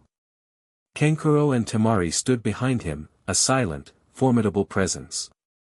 Thank you all for coming on such short notice, Tsunade began, her voice cutting through the bickering. I'll be direct. The Akatsuki are no longer our primary concern. A new enemy has revealed itself. An enemy from beyond our world. A wave of disbelief and scoffing went through the room. From beyond our world? Inoki cackled. Have you been drinking, Tsunade? Or has your Jinchuriki finally gone mad from the fox's power? He is not mad, Gaara said, his voice a low rasp that commanded attention. And he is Naruto Uzumaki, a hero of my village. You will show him respect. Let them speak. All eyes turned to Naruto as he stepped forward. He wasn't the fidgety, loud kid they might have expected. He stood calm and centered, his gaze sweeping over each Kage, holding their eyes without flinching. A few days ago, my village was attacked by a single being, Naruto began, his voice clear and strong. He called himself an Otsutsuki. He could absorb any ninjutsu thrown at him, he could negate genjutsu, and he could move through dimensions. He effortlessly defeated two S-rank Akatsuki members before he even reached our gates. I scoffed. And you expect us to believe one man did all this? One man who no one has ever heard of? I didn't just believe it. I fought him, Naruto said, his gaze hardening as he met the Raikages. And I beat him. But before he was defeated, he gave me a message. He was just a scout. His clan is coming. They see our world as nothing more than a farm, and they're coming to harvest it. They're coming to kill us all. The room was silent for a moment, then the Raikage exploded. This is absurd. You expect me to mobilize my forces, to divert from my hunt for the Akatsuki, based on a fairy tale from a child? This is a trick. You defeated this imaginary foe with some new power, and now you want to use that power to intimidate the rest of us into following Konoha's lead. I will not stand for it. A shot to his feet, his body crackling with his signature lightning release chakra mode. Perhaps I need to remind you of your place, boy. In a flash of blue lightning, he was gone from his chair. He was behind Naruto, his hand chopped down in a blow meant to incapacitate, if not kill. It was the fastest taijutsu in the world. No one could react in time. Except Naruto. He didn't turn. He didn't dodge. He simply raised his hand behind him. A single, black orb, no bigger than a baseball, materialized from thin air and floated into the path of the Raikage strike. The Raikage's hand, cloaked in a powerful aura of lightning chakra that could shatter steel, slammed into the orb. And stopped. There was no impact. No shockwave. No sound. The lightning aura surrounding A's hand simply vanished. The point of contact with the black sphere had completely nullified his chakra. He was left frozen in place, his hand pressed against an unmovable, unyielding object, stripped of his greatest weapon. The air crackled with stunned silence. The Raikage stared at his hand, then at the floating black orb, his eyes wide with utter disbelief. He, the fastest and most powerful shinobi in the world, had been stopped cold. Effortlessly. By a floating ball. What is this? A stammered, his arrogance completely shattered. That, Naruto said, slowly turning his head to look the Raikage in the eye, his own eyes now glowing a faint, ethereal azure, is a truth-seeking orb. It's made of all 5 nature transformations, plus yin-yang release. It negates all ninjutsu. Your lightning cloak is just ninjutsu. To this orb, it's nothing. He lowered his hand, and the orb vanished. The Raikage stumbled back, cradling his hand as if it had been burned, the lightning chakra slowly flickering back to life around his body, but his confidence was gone. Naruto turned back to face the circular table. The other Kage were staring, their faces a mixture of shock and dawning horror. Anoki's jaw was slack. Mei's coy smile was gone, replaced by a tense line. Ao's Byakugan was wide, unable to comprehend the chakra he was seeing. The man I fought, Izari, was stronger than me. Faster than the Raikage. He could do everything I just did, and more, Naruto said, his voice now carrying the weight of absolute authority. I barely won. And he was just one. He told me an entire clan of them is on its way. Do you understand now? Your chakra, your jutsu, your Kekkei Genkai, it's all useless against them. They will walk through our armies like they're not even there. He let that sink in. The reality of it was a cold, heavy blanket settling over the room. Their entire way of life, the power they had spent their lives cultivating, was obsolete. What you saw from me, this power, it's called the Tenseigan, Naruto continued. It's an ancient dojutsu of the Otsutsuki clan. It's the only reason I could fight him. It's the only reason our world has a chance. But I can't be everywhere at once. I can't fight an entire army by myself. He looked at each of them, his glowing eyes seeming to pierce through their defenses, their pride. So I'm not asking you anymore. I'm telling you. The 4th Great Ninja War is not against the Akatsuki. It starts today. Against the Otsutsuki. We will form the allied shinobi forces. All our villages, all our samurai, all of us. One army, with one goal, survival. We will put aside our differences and fight together, or we will be erased from history, and no one will even remember we were ever here. The room was deathly quiet. Anoki slowly lowered himself into his chair, looking every one of his advanced years. Mei was staring at Naruto, not with flirtation, but with a deep, calculating respect. Gaara simply nodded, his decision already made. The Raikage, walked back to his chair, his movements slow and heavy. He looked at his hand, then at Naruto. The arrogance was gone, replaced by the grim understanding of a warrior who has just seen a power far beyond his own. The cloud will join your alliance, he said, his voice a low rumble. And I will lead my own division. But you, Naruto Uzumaki, you are not just a Konoha shinobi anymore. You are the supreme commander of this army. No one else has the power to stand against this threat. We will follow your lead. One by one, the others agreed. Anoki, the old hawk, let out a long sigh. It seems I have lived long enough to see the world truly end. The Earth Village will fight. The mist is with you, Mei said, her voice firm. Suna has always stood with Naruto, Gaara affirmed. It was done.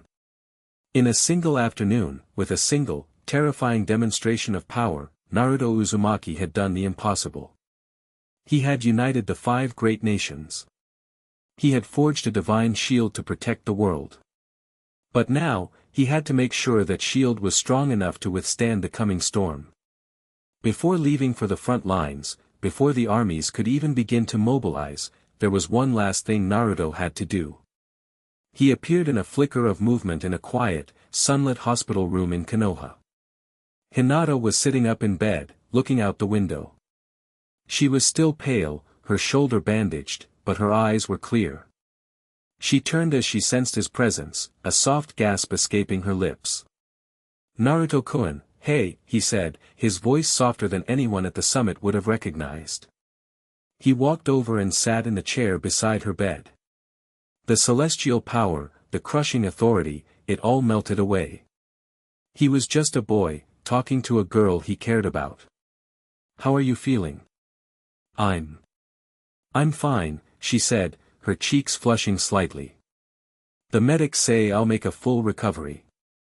They said your chakra saved me. It was warm. He looked at his hands. I'm glad. An awkward, but comfortable silence settled between them. He had seen her stand for him, bleed for him, confess her love for him in the face of certain death. He had felt her chakra pour into him, unlocking the very power that now rested on his shoulders. He couldn't go back to pretending he didn't know, didn't understand. Hinata, he said, meeting her gaze. Her pale lavender eyes were so open, so honest. What you said, during the fight with pain. Did you mean it? Her flush deepened, but she didn't look away. She gave a small, firm nod. Every word. He reached out and hesitantly took her hand. Her fingers were warm. Thank you, he said, his voice thick with emotion. For believing in me. Always. Even when I didn't. He squeezed her hand. When this is all over, when the world is safe.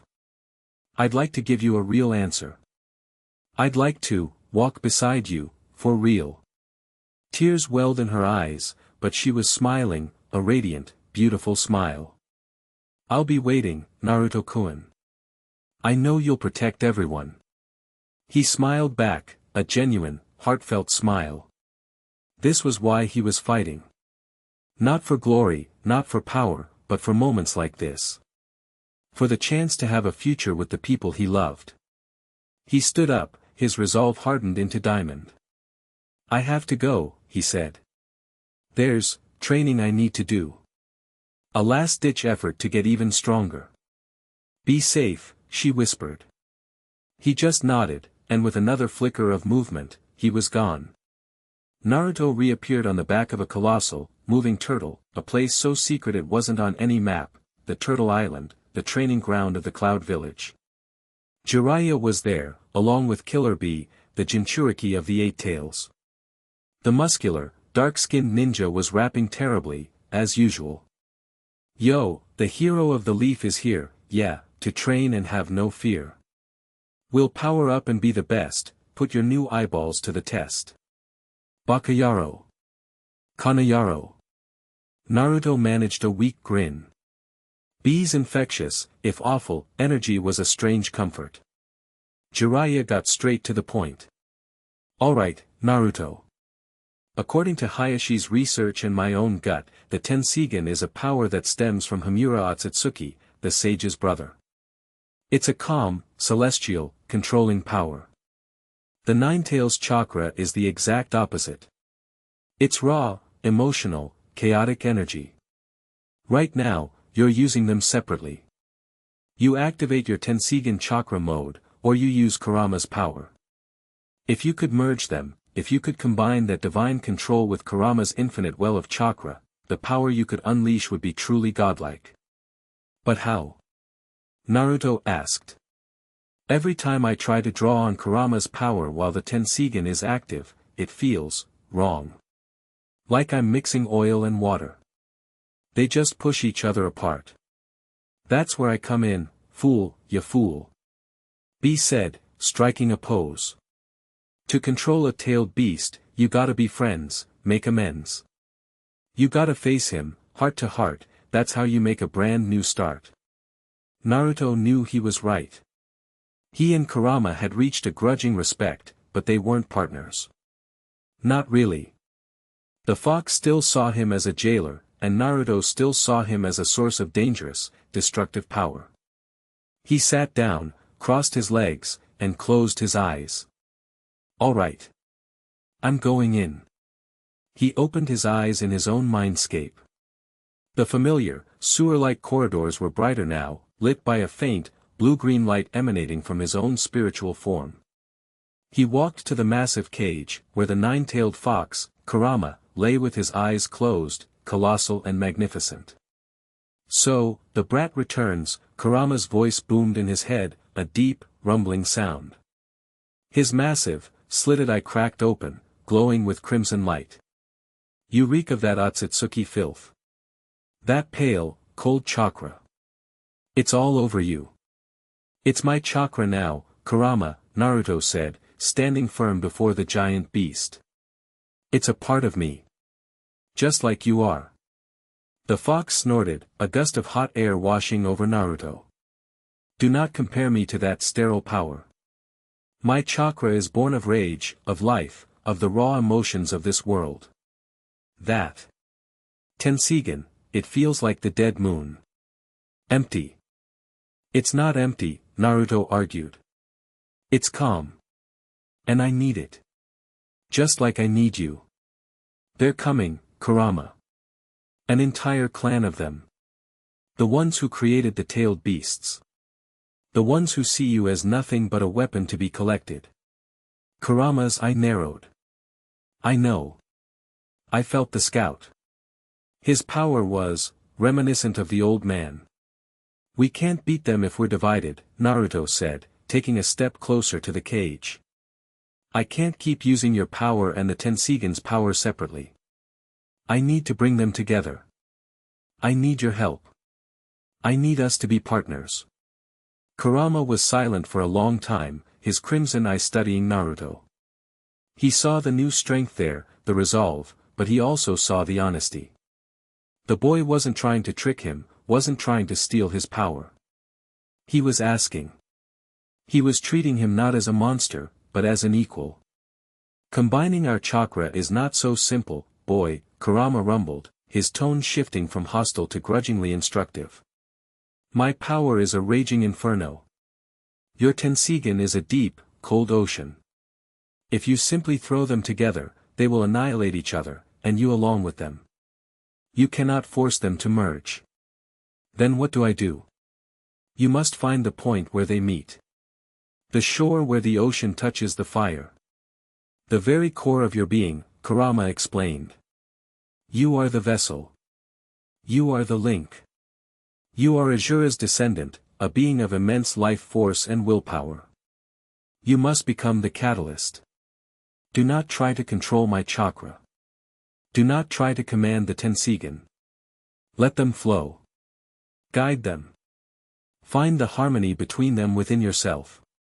Naruto closed his eyes, taking the fox's words to heart. He stopped thinking of them as two separate power sources. He thought of them as two parts of himself. The rage he felt when his friends were hurt, that was Kurama. The calm, protective certainty he felt when he stood up for his home, that was the Tenseigan. They weren't opposites. They were two sides of the same coin. His coin. He reached out, placing his hand on the bars of the cage. A brilliant, cyan light from the Tenseigan flowed from his palm. At the same time, he let Kurama's fiery, orange chakra well up from his gut. He didn't push them together. He just let them exist, side by side. And then, he imagined the seal on the cage not as a lock, but as a bridge. A focal point. "Let's do this, Kurama. Together." "Humph, don't get sentimental on me, brat," the fox grumbled, but for the first time, there was no malice in it. A colossal, clawed fist, glowing with orange chakra, came forward and met Naruto's hand on the other side of the gate. The moment they touched, everything exploded. In the outside world, Killer Bee and Jiraiya were thrown back by a cataclysmic eruption of power. A pillar of energy, swirling with gold, orange, and cyan, shot into the sky, so bright it was like a new sun had been born on the back of the turtle. Inside Naruto's mind, the cage dissolved. The sewer vanished. He was floating in a vast, empty space, a universe of pure energy. In front of him, Kurama was no longer a prisoner, but a free-floating entity of pure, golden-orange chakra. Naruto himself was a being of pure, celestial cyan. They looked at each other, and then they merged. The golden-orange inferno wrapped around the cyan ocean. The celestial calm gave structure to the boundless rage. They flowed together, intertwining like a double helix, creating something new. Something more. On the Turtle Island, the Pillar of Light coalesced, taking Naruto's form. But it was a form transformed. The Tenseigan chakra mode cyan cloak was now overlaid with the vibrant, fiery pattern of the Ninetales chakra mode. The Magatama symbols on his back and collar now glowed with a golden light. His hair was still spiked, but it seemed to burn like a white-hot flame. His whisker marks were thick and pronounced, and his skin glowed with an inner light. And his eyes, they were the Tenseigan, the azure blue lotus pattern, but they were ringed with the crimson, slitted pupil of the fox. It was the perfect fusion of divine power and primal fury. The 6 truth-seeking orbs that floated behind him were no longer pure black. They were now surrounded by a shimmering, golden aura. He opened his mouth, and his voice was a layered chorus, his own, Kurama's, and something ancient and celestial, all speaking as one. "This is it," he said, feeling the limitless, perfectly controlled power coursing through him. "This is Kurama Tenseigan chakra mode." He held up a hand and created a raisin shuriken. But it was unlike any he had made before. It was a spinning vortex of golden, cyan, and orange energy, with a miniature truth-seeking orb at its core. A tailed beast bomb raisin shuriken that could negate ninjutsu before it even hit. He looked up at the sky, towards the stars where his true enemy was waiting. The dread was still there, but now, so was a fierce, burning hope. Let them come. He would be ready. Chapter 4 and Chapter 5, War on Two Fronts. The desert air was thick with the stench of blood, dust, and something else, something old and rotten, like a grave torn open. Gaara of the Sand stood on a high dune, the wind whipping at his crimson coat, his arms crossed as he surveyed the battlefield. Below him, the 4th Division of the Allied Shinobi Forces, a mix of shinobi from all 5 great nations, clashed with an army that was an affront to life itself. White, pasty figures, the Zetsu, swarmed the sands, their movements jerky and unnatural. But they weren't the real problem. The real problem was the 4 figures standing on the opposite ridge, looking down with cold, dead eyes. The 2nd Tsuchikage, Mu. The 3rd Reikage. The 2nd Mizukage, Genjutsu Hozuki. And his own father, the 4th Kazekage, Raza. Legends. Kage. Brought back from the dead by Kabuto's disgusting Edo Tensei Jutsu, their bodies immortal, their chakra infinite. It was a nightmare. The 3rd Reikage was a one-man army, his lightning release armor making him nearly indestructible, his hell stab a one-shot kill. Mu was invisible, a master of particle style who could erase anything from existence. His father was manipulating gold dust, a heavier, deadlier version of Gaara's own sand, to crush his former subjects. It was a tactical and emotional meat grinder. Lord Kazekage, Asuna Jonin yelled, landing beside him. He was covered in sweat and grime, his breathing ragged. The lines are breaking. The 3rd Reikage is tearing through the left flank, and we can't even see the Tsuchikage before he fires. Our casualties are mounting. Gaara's face was a stoic mask, but inside, he felt a cold knot of dread. They were outmatched. For every Zetsu they cut down, 2 more seemed to pop up. For every inch they gained, a reanimated Kage would unleash a technique that would slaughter dozens. The worst part? They knew this was just one front.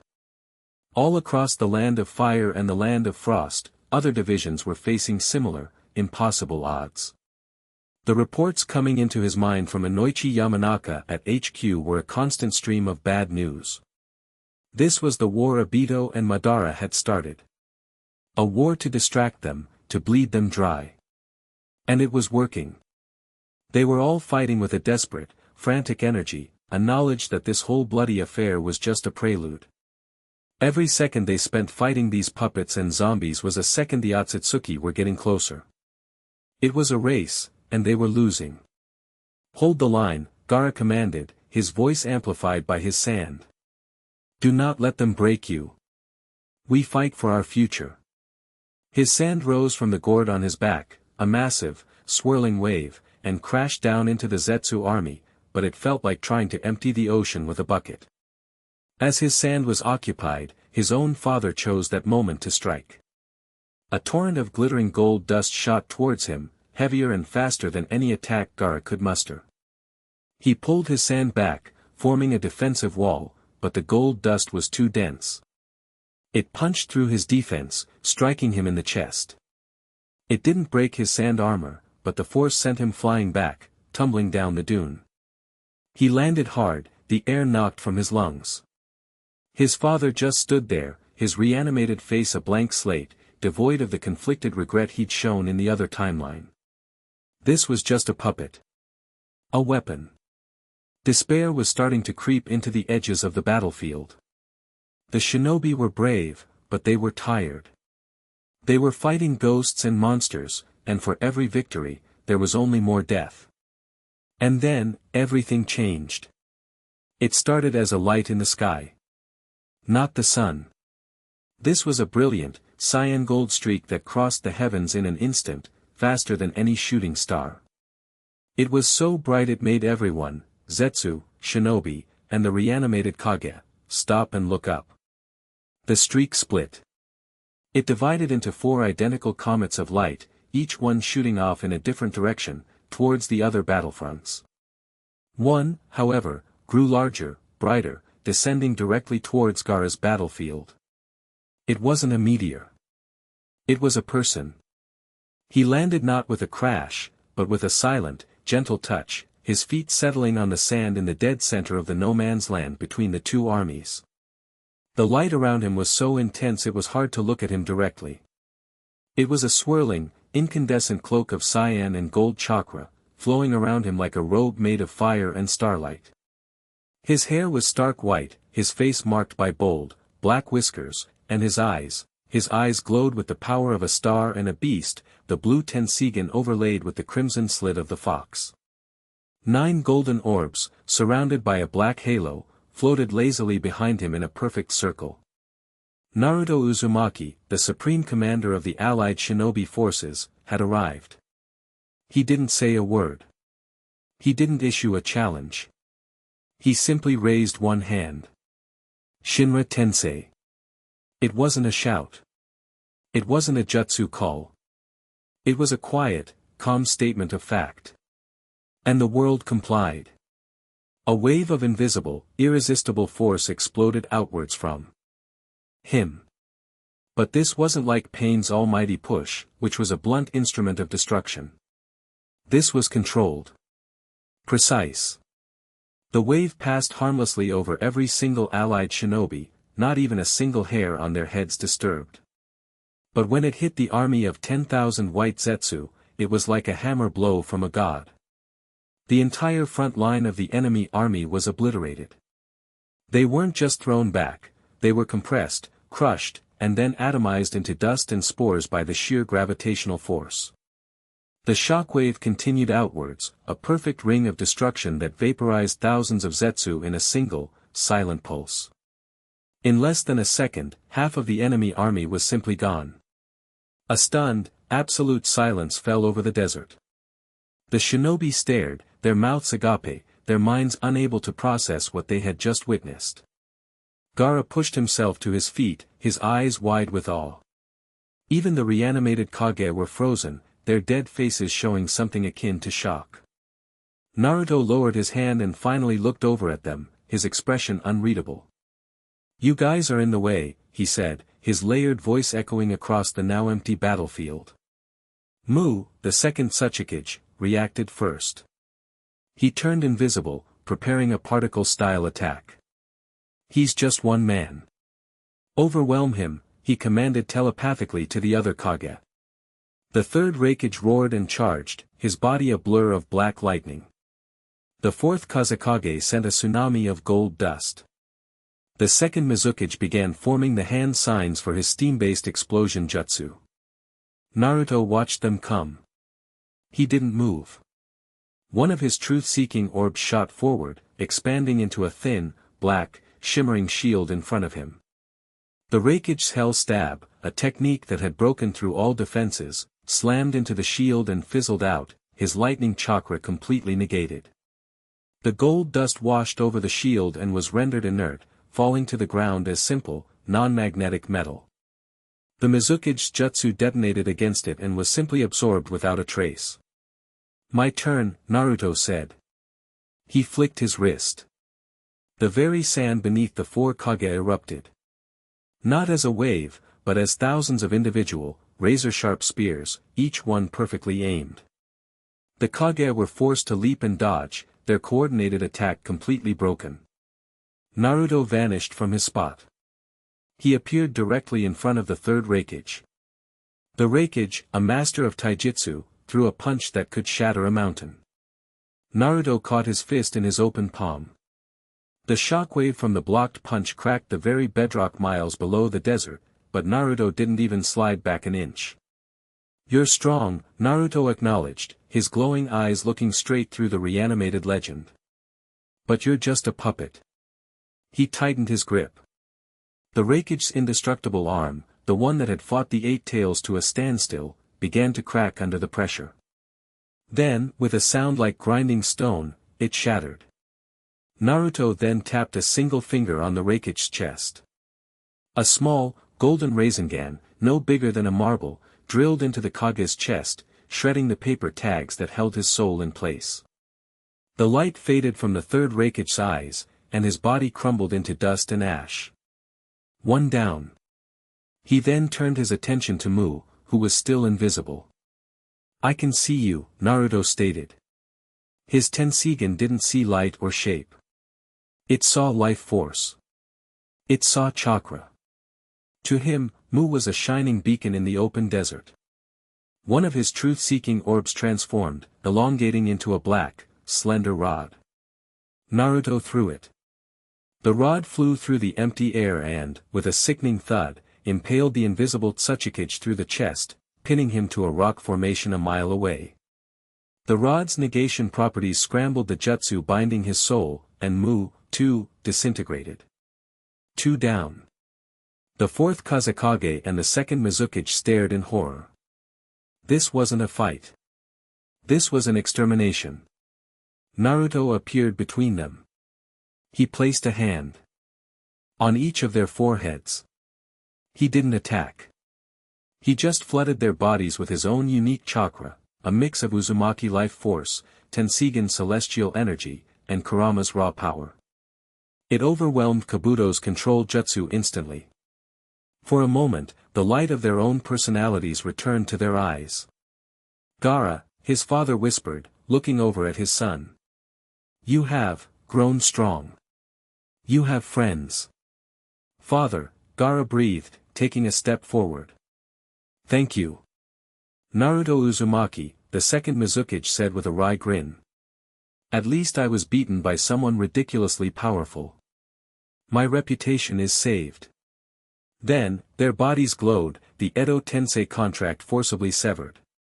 They crumbled to dust, their souls released. The four legendary Kage, a force that had been decimating an entire division of the allied army, had been dealt with by Naruto in less than a minute. He floated back down to the ground, the incredible chakra cloak receding slightly. He looked over at Gaara and the thousands of stunned shinobi. "The real fight is that way," he said, pointing towards the heart of the land of fire. "Let's go. We're burning daylight, and we've got a world to save before the real monsters show up." A roar of pure, unadulterated hope and adrenaline erupted from the 4th Division. Their despair was gone, replaced by a fanatical belief in their supreme commander. With Naruto leading them, they felt like they could fight the whole world. And they were about to have to. Meanwhile, on a stormy coast far to the north, the 1st Division, led by Darui, was locked in a desperate battle against a horde of Zetsu and reanimated shinobi, including the likes of Kakuzu, the Gold and Silver Brothers, and Asuma Sarutobi. The fighting was fierce, a chaotic mess of jutsu and steel. The Cloud Ninja were holding their own, but they were being bled white. Suddenly, a golden cyan blur slammed into the middle of the enemy army. It was one of Naruto's clones. It looked and felt exactly like the original, wreathed in the same impossible chakra. "What's up, Darui?" the clone said with a grin. "Sorry I'm late. Traffic was a killer." Before anyone could react, the clone created a dozen Raisin Shurikens, each one infused with a different elemental nature he'd copied from the tailed beasts. A magnet-style Raisin Shuriken pinned all the reanimated ninja with metallic bodies in place. A lava-style one melted 1,000 Zetsu into slag. He moved through the enemy ranks like a typhoon, a one-man army that single-handedly turned the tide of the entire battle, freeing up the First Division to advance. The story was the same on every front. A single, unbelievably powerful clone of Naruto Uzumaki would appear, shatter the enemy's main force, and provide the opening the Alliance needed. The command center at HQ was a scene of frantic, joyous disbelief. "Report from the 5th Division," a sensor yelled. "Naruto's clone just took out the 3rd Raikage's reanimation." "Wait, that's not right, the 4th Division is reporting the same thing. He's everywhere at once." Shikaku Nara, Shikamaru's father and the chief strategist, stared at the map, which was lighting up with victory markers all across the board. "They aren't normal shadow clones," he breathed, a look of awe on his face. "Each one has chakra levels comparable to the original. He didn't just send clones. He sent 5 perfect copies of himself to every battlefield. He's fighting the entire war by himself." Inoichi Yamanaka pulled back from his sensory amplifier, his face pale. "It's more than that. I can feel him. All of them. They're linked.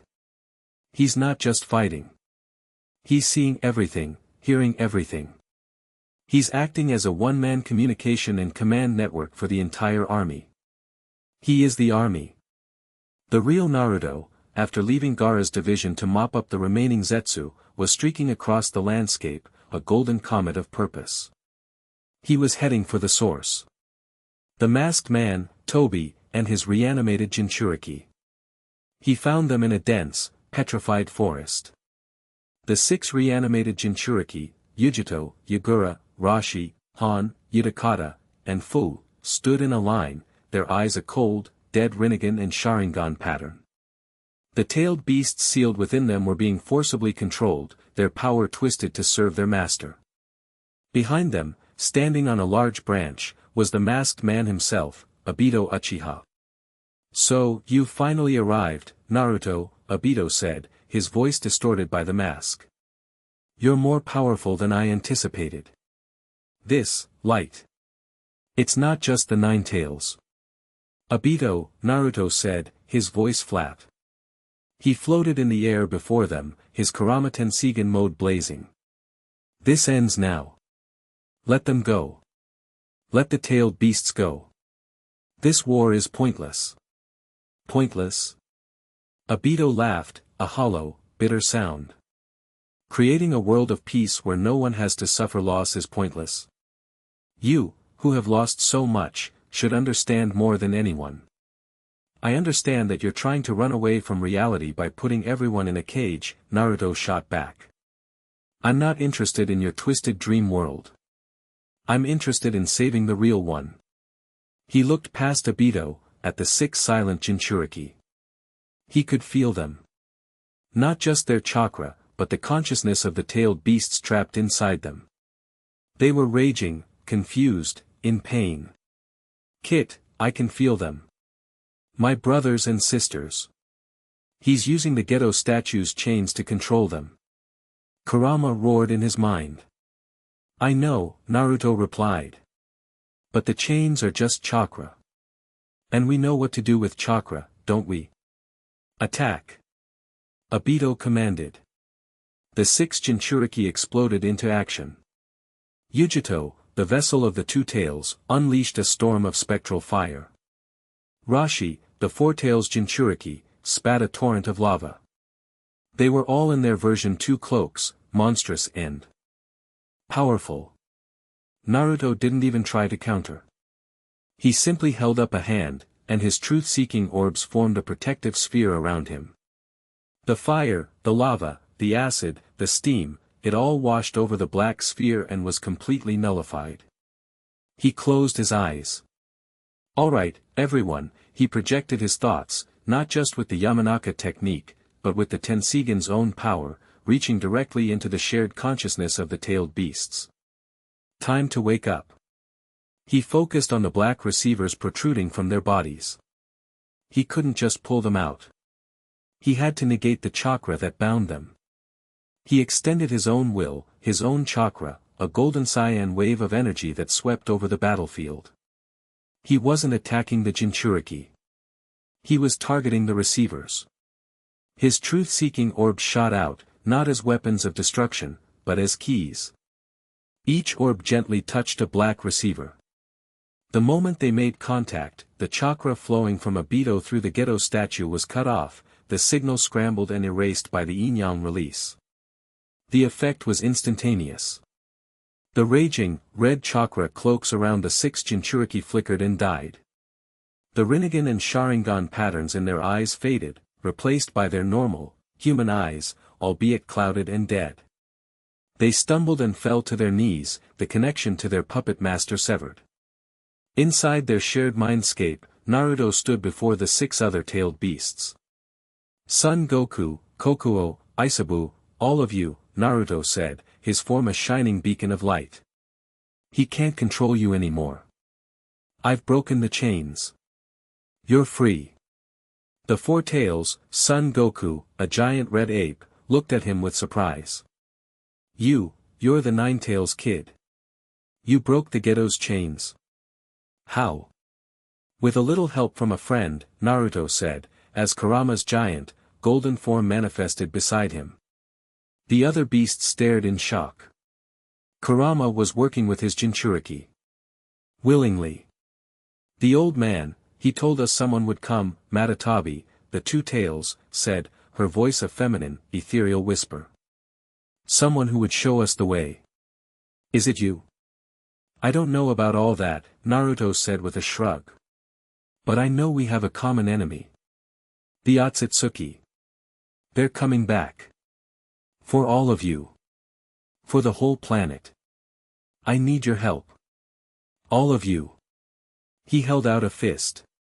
One by one, the tailed beasts bumped their own fists against his, a transfer of will, of chakra, of friendship. He had not just freed them.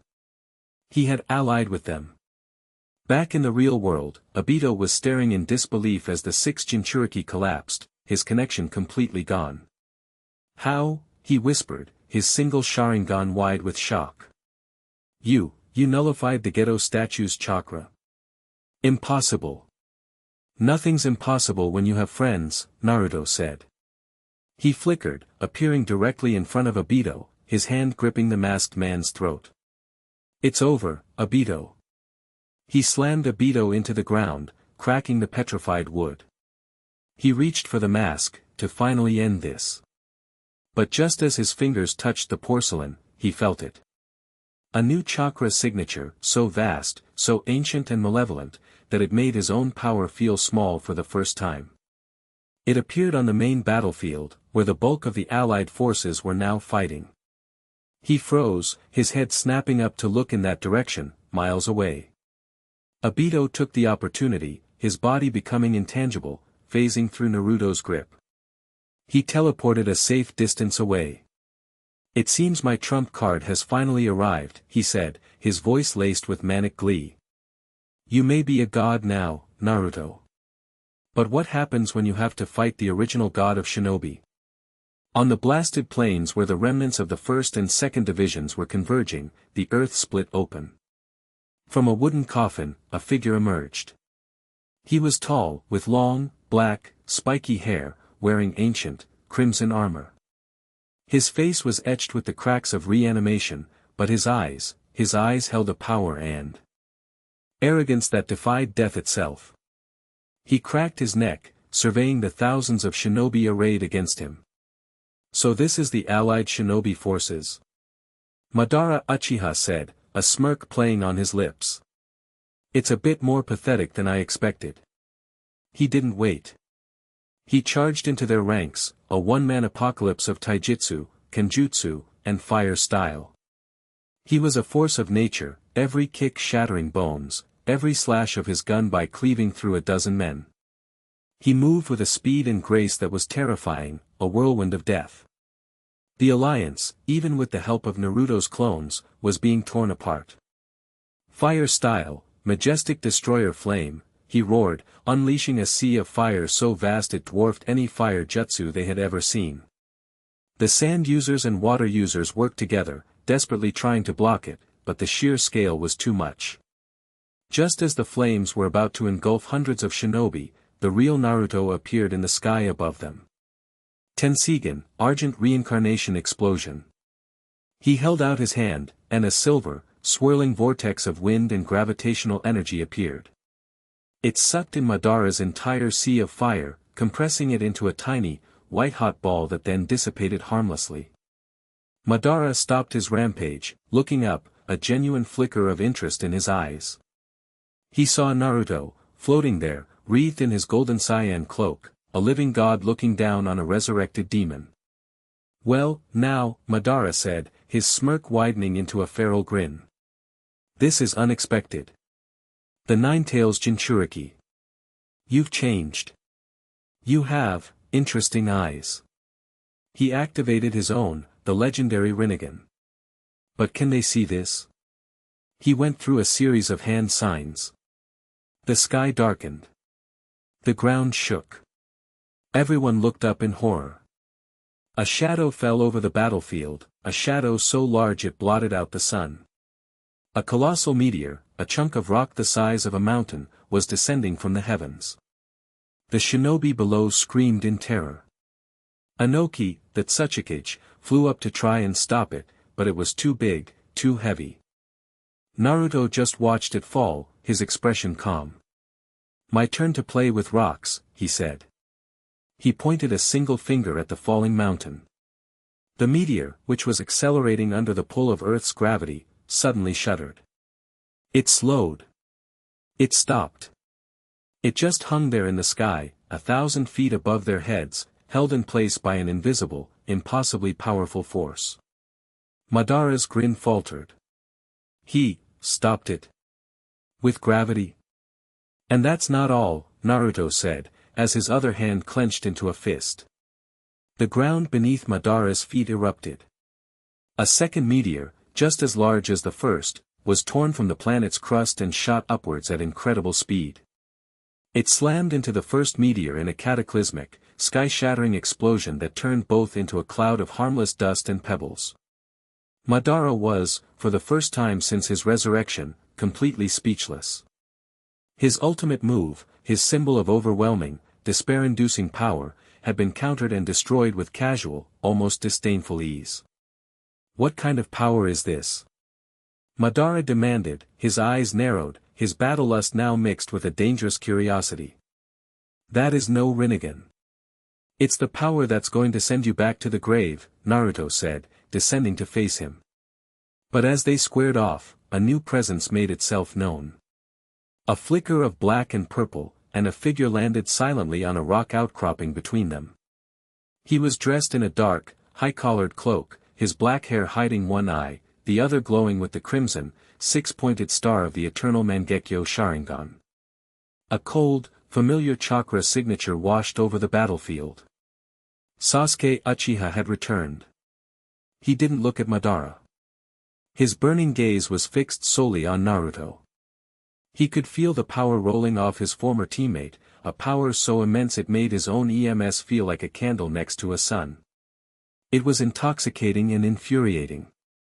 "So," Sasuke said, his voice a low, dangerous hiss. The dope finally learned a new trick. Naruto turned his head, his own glowing eyes meeting Sasuke's. The history between them, the friendship, the rivalry, the betrayal, the hatred, it all hung in the air, a silent, crackling storm. "Sasuke," Naruto said, his voice losing its divine echo, becoming just his own. "What are you doing here?" "I heard a god had returned to the world," Sasuke said, a bitter, challenging smirk on his face. I came to see for myself. And to make sure no one else gets to kill you before I do. His gaze finally shifted to the bemused-looking Madara. But it looks like I'll have to wait in line. Madara laughed, a deep, booming sound. An Uchiha with the eternal Mangekyo. And the Nine-Tails Jinchuriki with some unknown divine power. This is getting better and better. This is the kind of fight I've dreamed of. Sasuke drew his Kusanagi sword, its blade gleaming. Naruto's truth-seeking orbs swirled behind him, ready for battle. He's in the way, Sasuke stated, nodding towards Madara. We deal with him first. Then you and I can settle things. Fine by me, Naruto said, turning to face his ancestor's resurrected rival.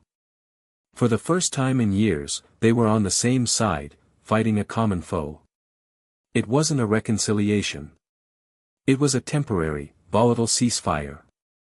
An alliance born of necessity and a shared, morbid curiosity. The knucklehead ninja who had become a god. The last Uchiha who had mastered hatred. Standing side by side against the ghost of a legend. The war for the world was just a backdrop. For these three, the real battle, the clash of destinies, was about to begin. And the real enemy was still watching from the stars, waiting for them to bleed each other dry. Chapter 5 End. Chapter 6, The Celestial Descent. The battlefield was a ruin of shattered rock and splintered trees. In the center of it all, three figures stood in a tense, triangular standoff that felt more significant than the entire war raging around them. Naruto, a living star of cyan and gold. Sasuke, a dark storm of lightning and hatred. And Madara Uchiha, a resurrected demon god, grinning with the pure, unadulterated joy of a man who had found a worthy battle at the end of time. To think the world would produce fighters like you after I was gone, Madara mused, his voice a low, appreciative rumble. He held his gun by, the massive war fan, with a casual ease that belied its weight. An Uchiha who has surpassed even Izuna in the clarity of his Mangekyo, and a Senju Uzumaki brat who wields a power I don't even recognize. This is a fine day. Shut up and fight, Sasuke snarled, his Kusanagi blade humming with lightning chakra. His eyes, the six-pointed star of his eternal Mangekyo, were locked on his ancient ancestor, but his senses were equally focused on Naruto. The sheer pressure of the chakra rolling off his old teammate was an insult, a challenge, a mind-bending reality he was still struggling to accept. He's right, Naruto said, his layered voice calm and steady. We don't have time for this. This whole war is a sideshow, and you're the headline act. The show's over. Madara's grin widened. Bold words. Let's see if you can back them up. He didn't move in a flicker or a burst of speed. He simply exploded forward, a crimson blur of armor and fury, his gun by swinging in a massive, cleaving arc aimed at Naruto. He was unbelievably fast, his taijutsu a perfect, brutal dance honed by a lifetime of war. But Naruto's senses weren't limited to sight. The Tenseigan perceived the world in flows of energy, of intent. He saw Madara's attack not as a physical strike, but as a tidal wave of killing intent and chakra. He didn't move to block. He simply swayed to the side, the edge of the massive fan passing a hair's breadth from his face, the wind from it tearing a trench in the ground behind him. While Madara was overextended, Sasuke struck. He appeared at Madara's flank, a black blur of his own, his lightning-infused sword aimed directly at a gap in the crimson armor. Chidori's sharp spear. The blade extended, a piercing lance of pure lightning. Madara, with a speed that defied his reanimated body, spun, blocking the spear with the shaft of his gun by. The sound of grinding metal and crackling lightning filled the air. Good, Madara grunted, pushing Sasuke back. Teamwork. Desperate, but good. He wasn't prepared for Naruto's follow-up. Naruto hadn't used the opening to attack. He'd used it to move one of his truth-seeking orbs. The black sphere shot forward, not at Madara, but at the ground beneath his feet. The moment it touched the earth, it flattened into a wide, black disk. Madara, landing from his spin, put his foot down on it. His Rinnegan widened in surprise as he felt his own chakra being instantly drained and negated at the point of contact. He stumbled, his connection to the natural energy of the world flickering for a split second. It was all the opening they needed. Amaterasu! Sasuke yelled, and a torrent of inextinguishable black flames erupted from his eye, engulfing Madara completely. Simultaneously, Naruto thrust his palm forward. Bansho Tenin. The gravitational pull wasn't on Madara, but on the black flames themselves. Instead of just burning, the Amaterasu was violently pulled inwards, clinging to Madara's body like a second skin of fiery black death, the heat intensifying 100-fold. From within the inferno, Madara's voice boomed, filled with crazed laughter. Magnificent! Using your powers in concert. But it's not enough to kill a god. A colossal, skeletal ribcage of brilliant blue chakra erupted from the black flames, pushing them away. The bones fleshed out with muscle, then skin, then armor. In seconds, a perfect Susanoo, a titanic samurai avatar of pure energy, stood on the battlefield, dwarfing everything. The black flames licked uselessly at its armored form. Madara stood within the crystal on its forehead, arms crossed, his Rinnegan glowing with contempt. Now, what will you do against a perfect defense? Madara taunted, the Susanoo drawing two massive katanas that scraped the sky. Sasuke didn't hesitate. A deep purple energy exploded from his own body, forming its own titanic warrior.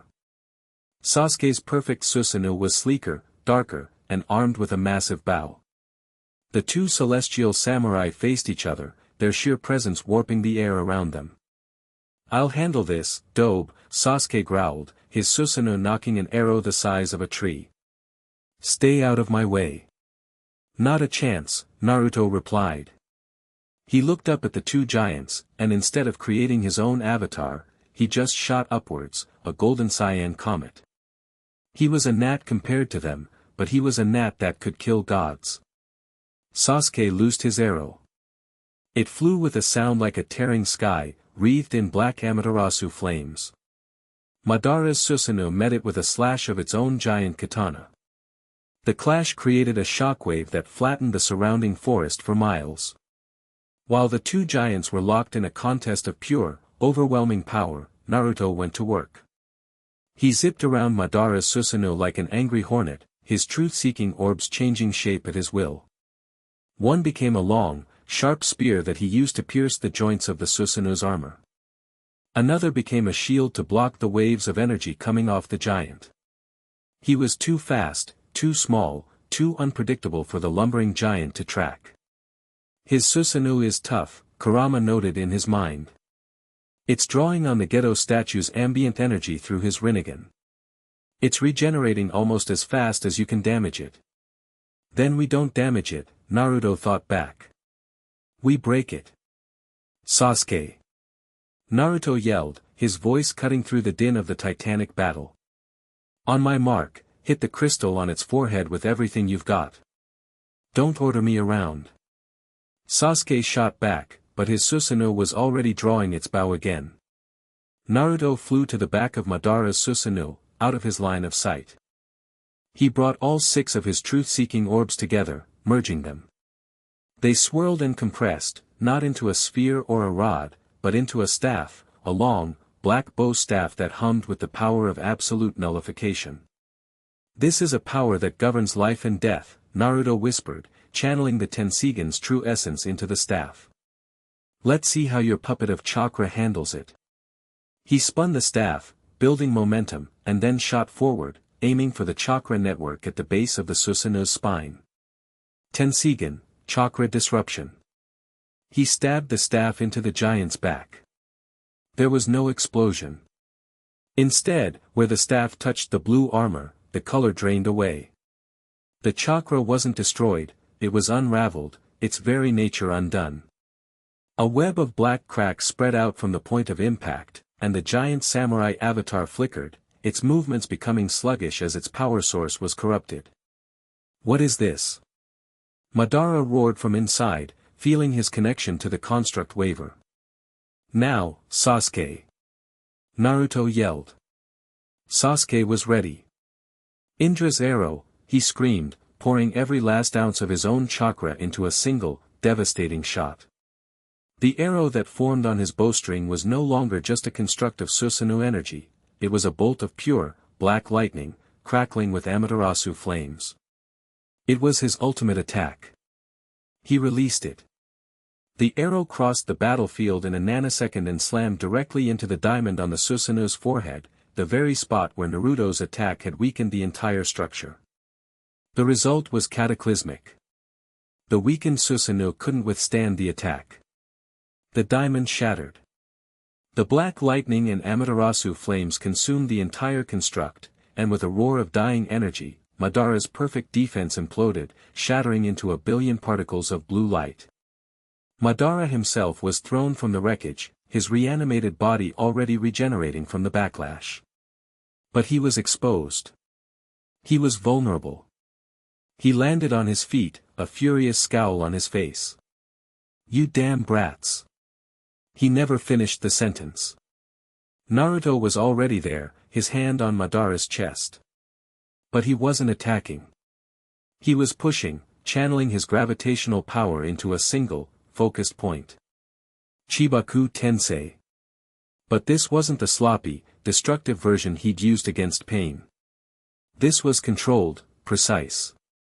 A black sphere, a super-dense gravity core made from one of his truth-seeking orbs, shot from his palm and into the sky. He kept his other hand on Madara, pinning him in place with an immense gravitational field. "Sasuke! Hold him!" Naruto grunted, the effort of creating a new moon and holding a legend in place straining even his vast reserves. Sasuke understood. He formed a hand sign.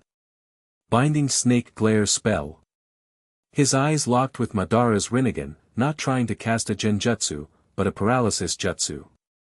It wouldn't hold him for long, but it didn't need to. Madara's body was lifted off the ground, pulled inexorably towards the black sphere in the sky. The earth around him was torn up, massive chunks of rock and dirt flying up and encasing him, drawn to the gravity core. He struggled, his power immense, but Naruto's pull was stronger, absolute. Sasuke reinforced the prison, wrapping the forming planetoid in chains of black Amaterasu fire, sealing any possible exit. In seconds, a new, small moon hung in the sky, a perfect, rocky sphere sealed with black, unquenchable fire. Madara Uchiha was trapped inside, sealed away for good. The battlefield fell silent. The remaining Zetsu, their commander defeated and Obito's influence severed, began to crumble into dust and roots. The reanimated shinobi, their contracts finally broken, glowed with a soft light before their souls were released, their bodies turning to ash. It was over. A ragged, hesitant cheer started among the thousands of shinobi watching from the edge of the cratered landscape. It grew, swelling into a deafening, euphoric roar of victory. They had won. Against all odds, they had won the fourth great ninja war. Naruto floated down to the ground, the golden cyan cloak finally receding, leaving him breathing heavily. The sheer expenditure of power had been immense. Sasuke landed opposite him, his own Susanoo gone, his Mangekyo bleeding from the strain of using Indra's arrow. They stood there, just the two of them in the center of the silent devastation, the cheers of the world a distant backdrop. "It's done," Naruto said, his voice just his own again. "I dealt the final blow," Sasuke countered, his voice a low growl. "Don't forget that." "Doesn't matter who got the last hit," Naruto said, turning to face him fully. "What matters now, Sasuke? What do you do now? Are you coming back?" Sasuke let out a bitter, humorless laugh. "Coming back? To what? To the village that slaughtered my clan and lied to me my whole life?" His eyes burned with a cold, renewed fire. "No. The 5 Kage are weak. This war proved it. The world needs a true leader. A revolution. One who can make the hard decisions. One who can bear all the hatred and create true peace through absolute power. That's the same crap Pain was spouting. Naruto yelled, his exhaustion replaced by a surge of anger. You want to become a dictator? After everything we just fought for? You wouldn't understand, Sasuke said, his hand dropping to the hilt of his sword. You, with your talk of friendship and trust. It's naive. The only thing that brings peace is fear. His gaze was intense, burning with a fanatical conviction. And with your power under my control, I will have all the fear I need. We settle this now, Naruto. The winner decides the fate of the world. The air crackled, the brief moment of victory evaporating into the prelude of the one battle that had always been destined to happen. The final clash between brothers, between ideals, between two halves of a whole. And then the sky broke. There was no sound. No warning. Just a silent, jagged, black line that tore across the clear blue sky above them. It looked like a crack in a pane of glass, a wound in the very fabric of reality. The cheering of the allied forces died in their throats, replaced by gasps of confusion and terror. The temperature dropped by 20 degrees in an instant. The very light of the sun seemed to dim, as if something was casting a shadow not just on the land, but on the concept of light itself. From the fissure, two figures descended. They didn't fall, they floated, with an unnatural, regal grace that was deeply unsettling. The first was a giant, a hulking brute of a man with chalk-white skin, a single horn, and a brutish, impassive face. He carried a massive, crimson, axe-like weapon that seemed to pulse with energy. This was Kinshiki Otsutsuki. The second, floating slightly ahead of him, was the very picture of alien nobility. He was slender, almost delicate, with the same bone-white skin, but he had two small, curved horns. His hair was white, pulled back in a long queue, and he wore flowing, ornate white robes. His expression was one of supreme, bored arrogance. But his most striking features were his eyes. Pale, pupilless Byakugan, and on the palms of his hands, crimson, glowing Rinnegan. This was Momoshiki Otsutsuki. They landed softly on the ground, not 20 feet from Naruto and Sasuke, their feet making no sound on the broken earth. They paid no mind to the thousands of shinobi staring in horror, or the newly formed moon hanging in the sky. Their attention was solely on the two boys in front of them. Momoshiki's gaze swept over the scene, a look of profound disdain on his face. So much noise. So much wasted energy, he said, his voice melodic but dripping with contempt. It echoed in everyone's minds, a telepathic broadcast of pure superiority. The primitives of this world are flinging their chakra around like children throwing mud pies. How utterly vulgar. His eyes, those ancient Byakugan, settled on Naruto. He saw it. He saw the faint, residual traces of the Tenseigan's power. He saw Kurama's chakra, a massive, delicious-looking source of power. He saw the lingering energy of the six paths. He smiled, a cold, predatory thing. Ah, Momoshiki said, his voice purring. There it is. The energy signature we detected. That fool Azari wasn't lying after all. The Tenseigan, awakened in this filthy little world. And the scattered remnants of our divine tree's fruit, festering inside these creatures. He looked at Naruto as if he were a particularly interesting piece of fruit himself. You have a great deal of power, boy. Power that does not belong to you.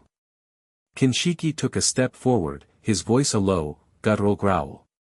Lord Momoshiki, shall I retrieve the chakra now?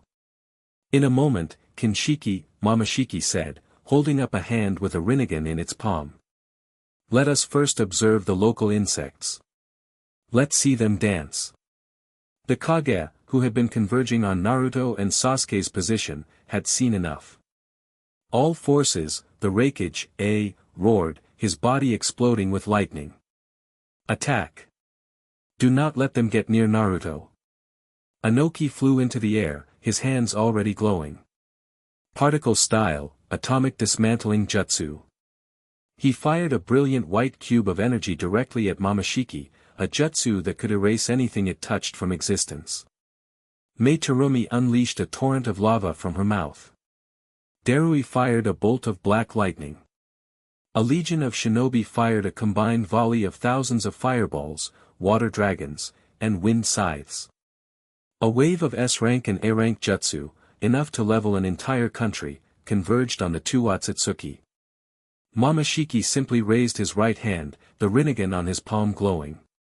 The entire apocalyptic barrage of ninjutsu, the particle style, the lava, the lightning, all of it, was simply sucked into his palm, absorbed without a sound, without a trace. The allied shinobi forces froze, their ultimate attack swallowed as if they were nothing.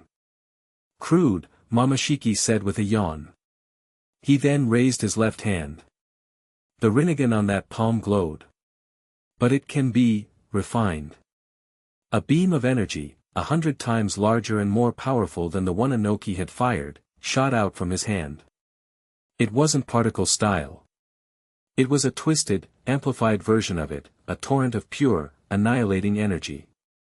It tore across the battlefield, and the entire central column of the allied shinobi forces, thousands of men and women, including jonin and veterans, simply ceased to exist. They were gone. Not dead, not injured. Erased. A horrified, soul-deep silence fell over the world. They had just won a war, and now, in a single attack from a being who looked bored, they had suffered more losses than in the entire conflict. Ninjutsu is ineffective, Shikamaru stated from the command post, his voice trembling with shock. Kinshiki decided it was his turn to play. He vanished, reappearing in the middle of the right flank. He swung his giant red axe, not with chakra, but with pure, brute strength. The force of the swing created a blade of compressed air that sliced through 1,000 shinobi and carved a canyon a mile long into the earth.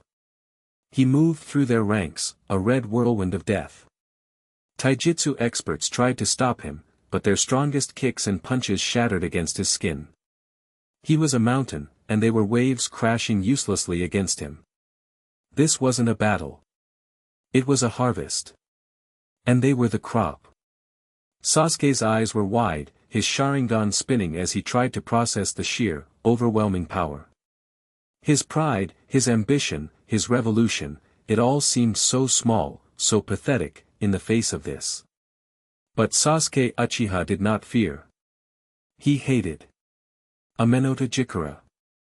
He swapped places with a rock behind Momoshiki, his Chidori-wreathed hand stabbing for the alien's neck. It was a perfect, instantaneous attack. But Momoshiki's Byakugan saw it. He didn't even turn his head. He simply tilted his neck, and Sasuke's hand passed by, inches from his skin. Momoshiki then backhanded him without looking. The blow was casual, almost lazy, but it had the force of a meteor.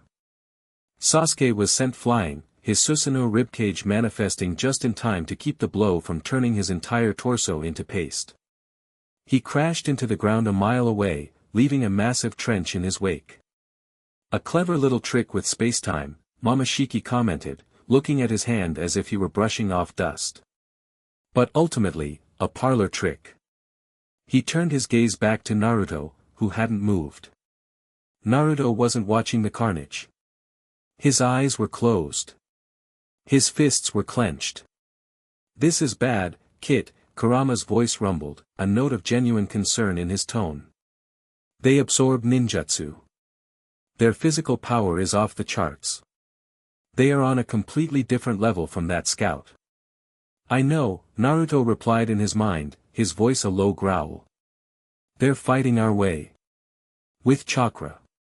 With jutsu. So we stop fighting like shinobi." He opened his eyes.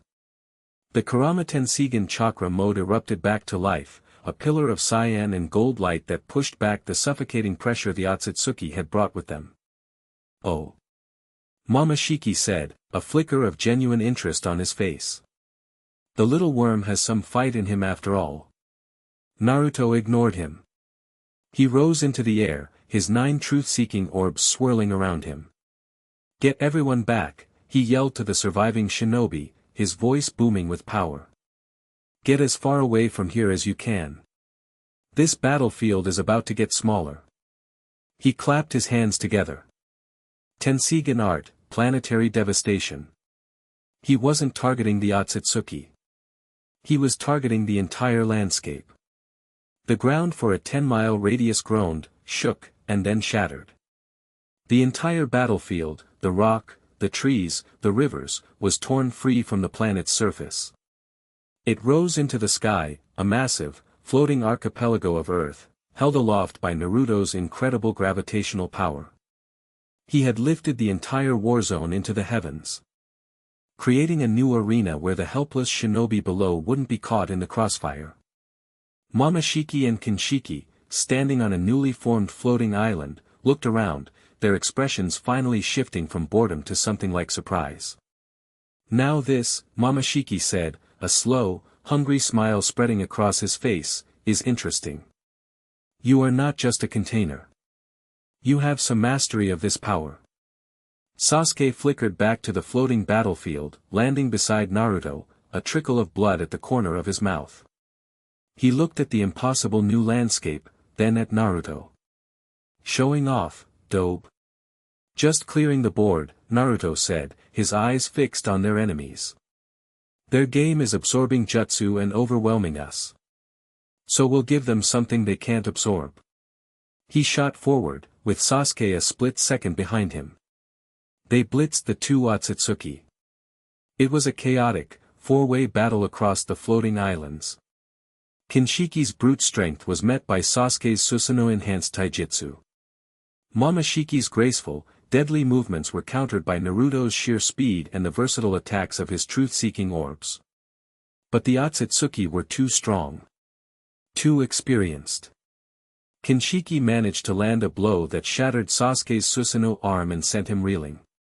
Momoshiki, using his Byakugan's 360-degree vision, perfectly countered Naruto's multi-pronged attack, catching one of the truth-seeking orbs in his Rinnegan hand. He couldn't absorb it, but he could hold it, drain it. This is taking too long, Momoshiki said, a hint of frustration in his voice. He looked at his loyal guardian. Kinshiki. It is time. Kinshiki nodded without hesitation. As you wish, Lord Momoshiki. He was then engulfed in a brilliant red light and transformed into a large, red, fleshy chakra pill. Momoshiki caught it and swallowed it without a second thought. Power exploded from him. His body grew larger, more muscular. Black markings snaked across his skin. A third Rinnegan, a brilliant gold, opened on his forehead. The horns on his head grew into massive, bull-like protrusions. He had absorbed his guardian, taking all of his power for himself. Now, let us end this charade, the new, empowered Momoshiki roared, his voice a demonic chorus. He was a blur. He appeared in front of Sasuke, grabbing him by the face and slamming him through 3 floating islands before Naruto could even react. He then turned to Naruto, his speed now easily matching the Kurama Tenseigan mode. They exchanged a flurry of blows that shattered the very air, each impact sending reality-warping shockwaves across the sky. But Momoshiki was stronger. He broke through Naruto's guard, landing a devastating punch to his gut that made the chakra cloak flicker violently. He followed it up with a barrage of elemental jutsu fired from his Rinnegan, all amplified to a terrifying degree. Naruto was forced back, his truth-seeking orbs working overtime to block the endless assault. He was being overwhelmed. He looked up, past the floating islands, past the blue sky. He saw the moon. The silent, celestial body that was the origin of his Hyuga-given power. He remembered the legends Hayashi had told him. Hamura Otsutsuki, the one who moved to the moon, who guarded the Gedo statue, who commanded the celestial spheres. The Tenseigan was not just the eye of reincarnation. It was the eye of heavenly control. Kit! What are you doing? Kurama yelled, feeling Naruto's focus shift, his chakra reaching for something impossibly far away. Winning, Naruto thought back, a fierce grin on his face. Time for the biggest Rasengan ever. He reached out with his senses, with the full, unfettered power of his Tenseigan. He felt his consciousness stretch, leave the atmosphere, cross the void of space. He touched the moon. He felt its immense, cold, silent gravity. And he pulled. On the ground, the surviving shinobi, the Kage, everyone on the planet with sensory abilities, looked up at the moon in the daytime sky. A crack appeared on its surface. A massive chunk of the lunar crust, hundreds of miles wide, broke away. It began to fall towards the Earth, blazing like a second sun as it entered the atmosphere. It was an extinction-level event. Momoshiki stopped his assault, his golden rinnegan widening in disbelief as he stared at the falling star. He's pulling down the moon. He would destroy his own planet just to defeat me. He's insane. But Naruto wasn't just pulling it. He was guiding it. A brilliant, solid beam of cyan Tenseigan chakra shot from his body and connected with the falling meteor. It wasn't an attack. It was a tether. He poured his will, his chakra, and Kurama's chakra into the celestial weapon. The flaming rock began to change. It compressed, it condensed, it was reshaped by his will. The rock and fire were forged into a colossal, swirling blade of golden energy, a sword so vast its hilt was in the upper atmosphere and its tip was aimed directly at Momoshiki. It was the ultimate Tenseigan technique, an attack that used a celestial body as its medium. Golden Will Reincarnation Explosion. Naruto roared, his voice the sound of a star being born. Momoshiki stared in a mixture of terror and awe at the world-ending blade descending upon him. He roared in defiance, gathering all the chakra he had stolen, all of his own power, into one final, monstrous-tailed beast bomb-like sphere of black and red energy. I am an Otsutsuki. I am a god. I will not be defeated by a filthy, chakra-stealing ape, he screamed, firing his attack upwards to meet the descending blade. The golden sword of the moon met the black sphere of the false god. For a single, solitary moment, there was absolute silence. Then, the world turned white. Chapter 6 End. Chapter 7, A world altered. The white was absolute. It wasn't a color, it was the absence of everything else. It filled vision, deafened ears, and erased thought. For a moment that stretched into an eternity, the universe was nothing but a silent, searing, incandescent scream. Then, slowly, sound returned. A high-pitched, piercing whine, like the world's own tinnitus. Color bled back in at the edges, starting with a hazy, washed-out blue. The smell hit next, ozone, burnt rock, and something else, something sharp and alien, the scent of chakra so dense it had become a physical thing. Naruto was on his knees. He didn't remember falling. The golden cyan cloak, the magnificent, godlike armor of the Kurama Tenseigan chakra mode, was gone.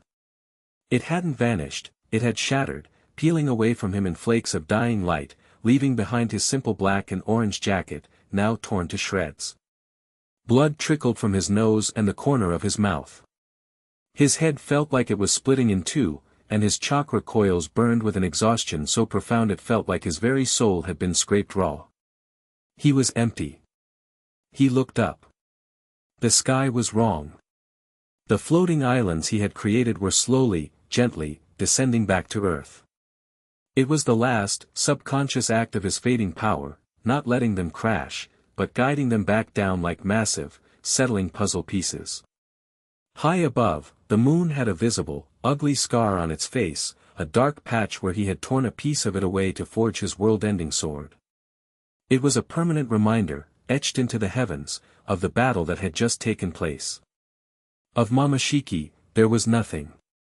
Not a scrap of his ornate robes, not a trace of his vile chakra. Just, nothing. He had been completely and utterly erased from existence, annihilated by an attack that had used a literal piece of the moon as its blade. A groan from nearby drew Naruto's attention.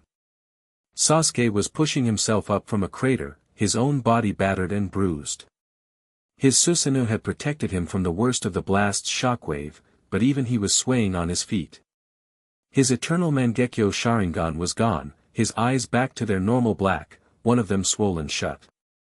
He looked at the sky, at the descending land masses, at the scarred moon, and then his gaze fell on Naruto. There was no hatred in his eyes.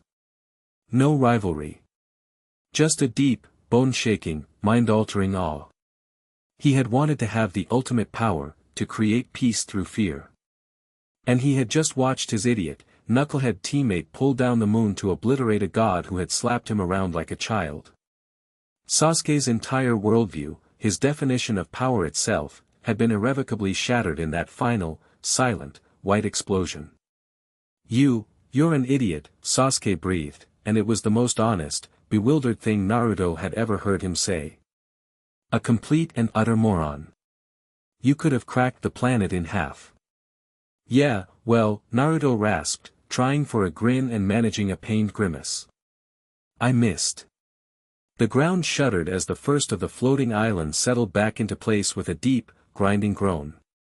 From the edges of the newly reformed landscape, figures began to approach, moving with a hesitant, reverent slowness. It was the Kage. Gaara, his sand swirling around him protectively. The Raikage, his lightning cloak gone, his face a mask of disbelief. Mei and Inoki, both looking impossibly old and small in the face of the devastation. They stopped a respectful distance away, not as leaders approaching a subordinate, but as mortals approaching a force of nature. The thousands of surviving shinobi of the allied forces were gathered behind them, a silent, awestruck sea of faces. They had won the war against Madara and Obito. They had survived. But they had just witnessed a battle on a scale so far beyond their comprehension that it made their entire war, their entire history, feel like a squabble in a sandbox. It was Inoki, the oldest of them all, who finally spoke, his voice thin and reedy, but carrying across the silence. In all my years, in all the stories I have heard of the first Hokage and Madara Uchiha, I have never seen or imagined power like this. This was not a battle between shinobi. He looked up at the damaged moon, then back at the exhausted boy on his knees. This was a clash of heavens. The Raikage, took a step forward. The arrogant, blustering man was gone. In his place was a humbled leader, his eyes filled with a grim, heavy understanding. Uzumaki Naruto, he said, his voice a low rumble, devoid of its usual aggression. He didn't call him boy or Jinchuriki. He used his full name. What, are you? It wasn't an accusation. It was a genuine question. A question that hung over the entire world now. Naruto wasn't just Konoha's hero. He wasn't just the savior of the world. He was something else. Something new and terrifying and absolutely necessary. Naruto pushed himself to his feet, swaying, every fiber of his being protesting. He looked at the faces of the Kage, at the thousands of soldiers behind them, all staring at him with a mixture of hope and fear. He felt a sudden, crushing weight settle on his shoulders, heavier than any mountain, heavier than the moon he had just thrown. I'm the guy who's going to make sure this never happens again, Naruto said, his voice quiet but carrying with an unshakable resolve. Whatever it takes. The temporary allied shinobi forces headquarters was a massive tent city, but the command tent itself was now the site of the most important Kage summit in history. The mood was somber, heavy. The elation of winning the war was a distant memory, completely overshadowed by the arrival and subsequent obliteration of the Otsutsuki. Maps of the battlefields were pinned to the walls, showing the territory they had regained, but they all felt meaningless now. The true map, the one that mattered, was the one that included the stars. Tsunade, Jiraiya, Kakashi, and the other Kage sat around a makeshift table. Naruto sat with them, not as a subordinate, but as an equal. He had a bottle of water in his hand, but he hadn't touched it. He was just listening. The final casualty reports are staggering, Shikaka Nara reported, his voice heavy with fatigue. The war against Madara's forces cost us dearly. But the Otsutsuki. Momoshiki. In the 2 minutes before Naruto-sama engaged him, he wiped out nearly 8,000 shinobi. An entire flank of our army, just, erased.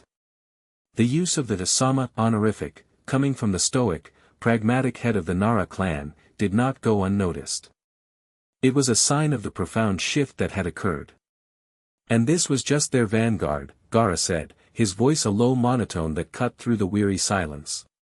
Izari, the scout, warned Naruto that the main family would come. Momoshiki and Kinshiki were likely just the first wave sent to investigate.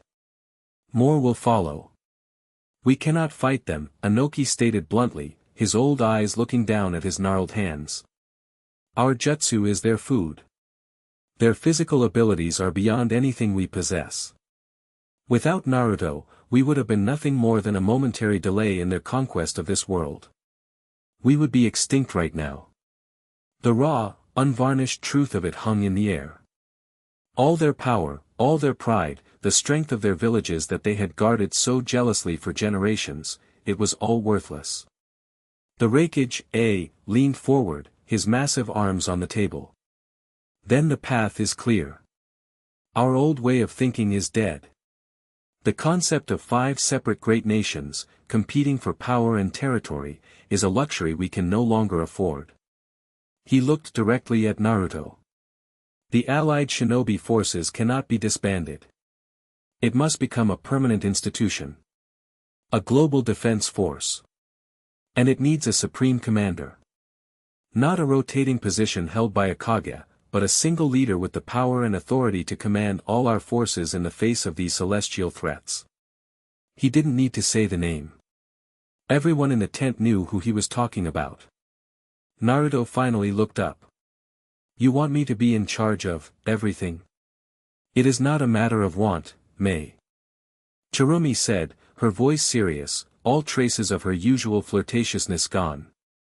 It is a matter of necessity. You are the only one who can face them. You are our planet's only true weapon. It is logical that you command the army that will wield you. The logic was cold, simple, and terrifying. They were reorganizing their entire world, their entire way of life, around him. He wouldn't just be a hero. He would be a pillar. The single point upon which the survival of their world rested. That's a lot, Naruto said, rubbing the back of his neck, a flash of his old, awkward self showing through. I'm not. I don't know anything about leading an army. I'm just a knucklehead, you know. You are no longer just that, Gaara said, his seafoam green eyes filled with an unwavering belief. You are the one who united us. You are the one who showed us a path beyond hatred. And you are the one who pulled down the moon to protect us. The title of Kage is too small for you now. He paused, searching for the right words. You are this world's guardian. Guardian of the planet. The title settled over Naruto, and it felt both impossibly heavy and perfectly right. He thought about Jiraiya's dream of world peace, about Nagato's misguided attempts. They had tried to change the hearts of men. But maybe the only way to truly unite people was to give them a common nightmare, a reason to stand together against the endless, hungry dark. He took a deep breath, the exhaustion in his bones giving way to a familiar, stubborn resolve. He looked around the table, at the leaders of his world, all looking to him. He was just a kid from Konoha who liked ramen and wanted to be acknowledged. And now, the whole world was acknowledging him, asking him to carry their future on his back. Okay, Naruto said, his voice clear and strong, the uncertainty gone. I'll do it. Days later, Konoha was in a strange state of recovery. The physical rebuilding was proceeding at a remarkable pace, thanks to Yamato and other wood-style users from the Allied forces. But the psychological state was different.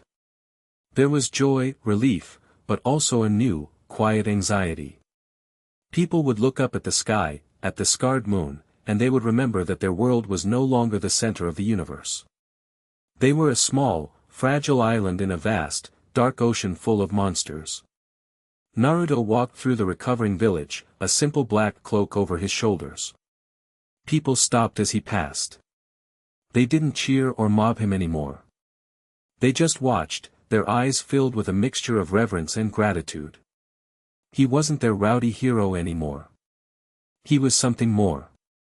He felt a wall of isolation building around him, brick by brick, with every respectful nod, with every parent pointing him out to their child in a hushed, worshipful tone. He found her in the newly consecrated memorial garden near the academy, where a temporary stone had been erected for those lost in Pain's attack. Hinata was standing there, placing a single white lily at the base of the stone. Her arm was no longer in a sling, and she moved with her usual quiet grace, but there was a new strength in her posture. She sensed him approach and turned, a soft, small smile gracing her lips. "Naruto-kun." "Hinata," he said, his voice losing the heavy, authoritative tone it had carried in the Kage meetings. With her, it was just him. "I'm glad to see you're okay." "I am," she said, her pale lavender eyes searching his face. She saw the exhaustion there, the weight behind his own blue eyes. "Are you?" He let out a long sigh, the first truly relaxed breath he'd taken in days.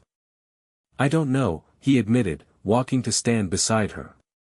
He looked at the names on the stone, seeing Nijis there among the others who had been revived, a testament to the battle they had all endured.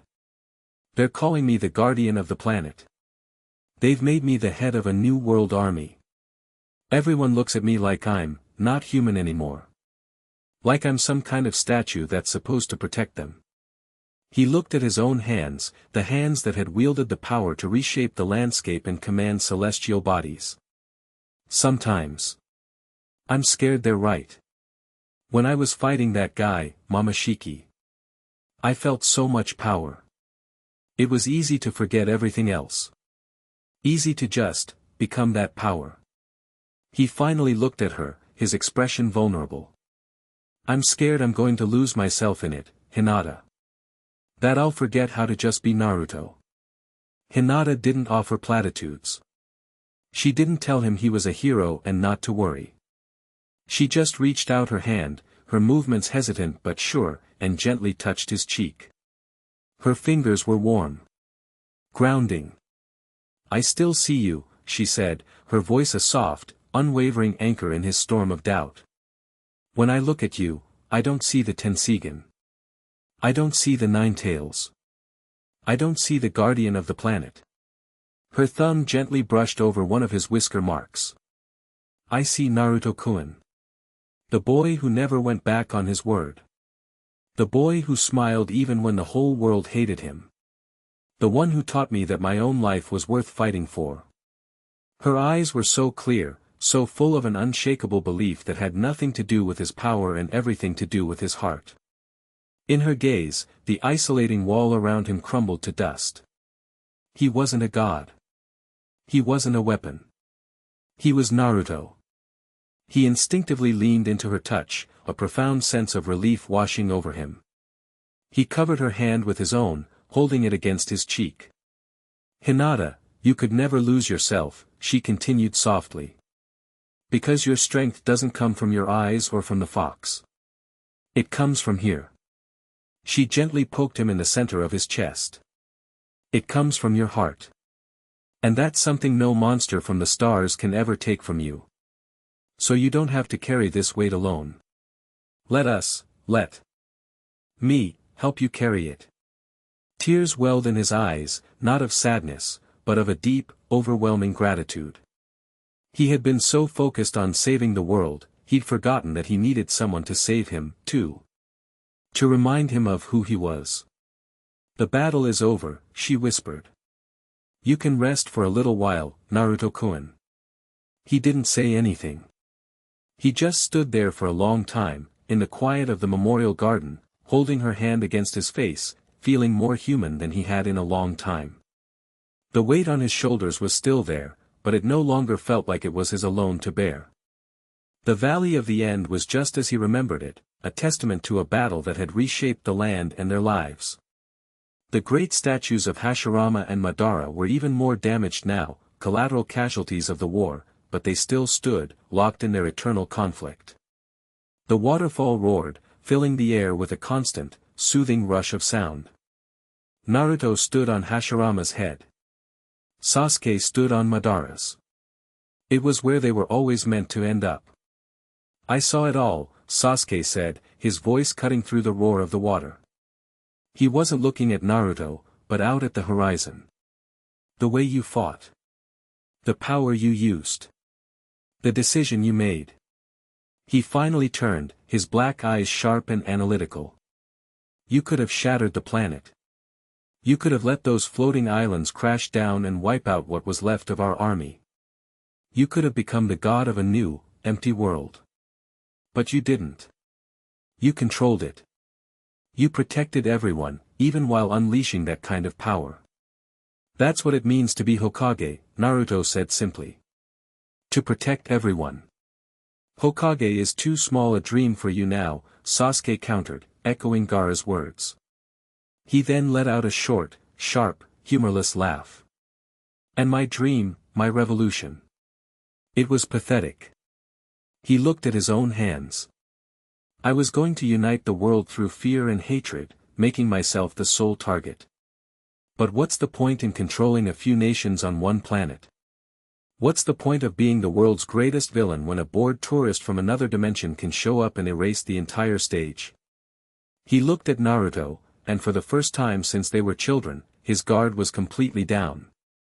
The arrogance, the hatred, it was all stripped away, leaving only a raw, humbled clarity. You won, Naruto, Sasuke said, and the words seemed to cost him everything and yet, set him free. Not just here, today. You won the moment I left the village. Your path was the right one. To build bonds, to trust people, it creates a strength that my path of solitude and power could never achieve. Naruto was stunned into silence. This was it. The admission he had been chasing for years. But it didn't feel like a victory. It just felt sad. So what now, Sasuke? Naruto asked softly. Are you coming home? Sasuke shook his head. No. My place isn't in Konoha. Not anymore. I can't atone for what I've done by planting trees or helping old ladies cross the street. His eyes gleamed with a new, intense purpose. It wasn't the fire of hatred, but the cold, sharp light of resolve. These Otsutsuki, they use portals. They travel between dimensions.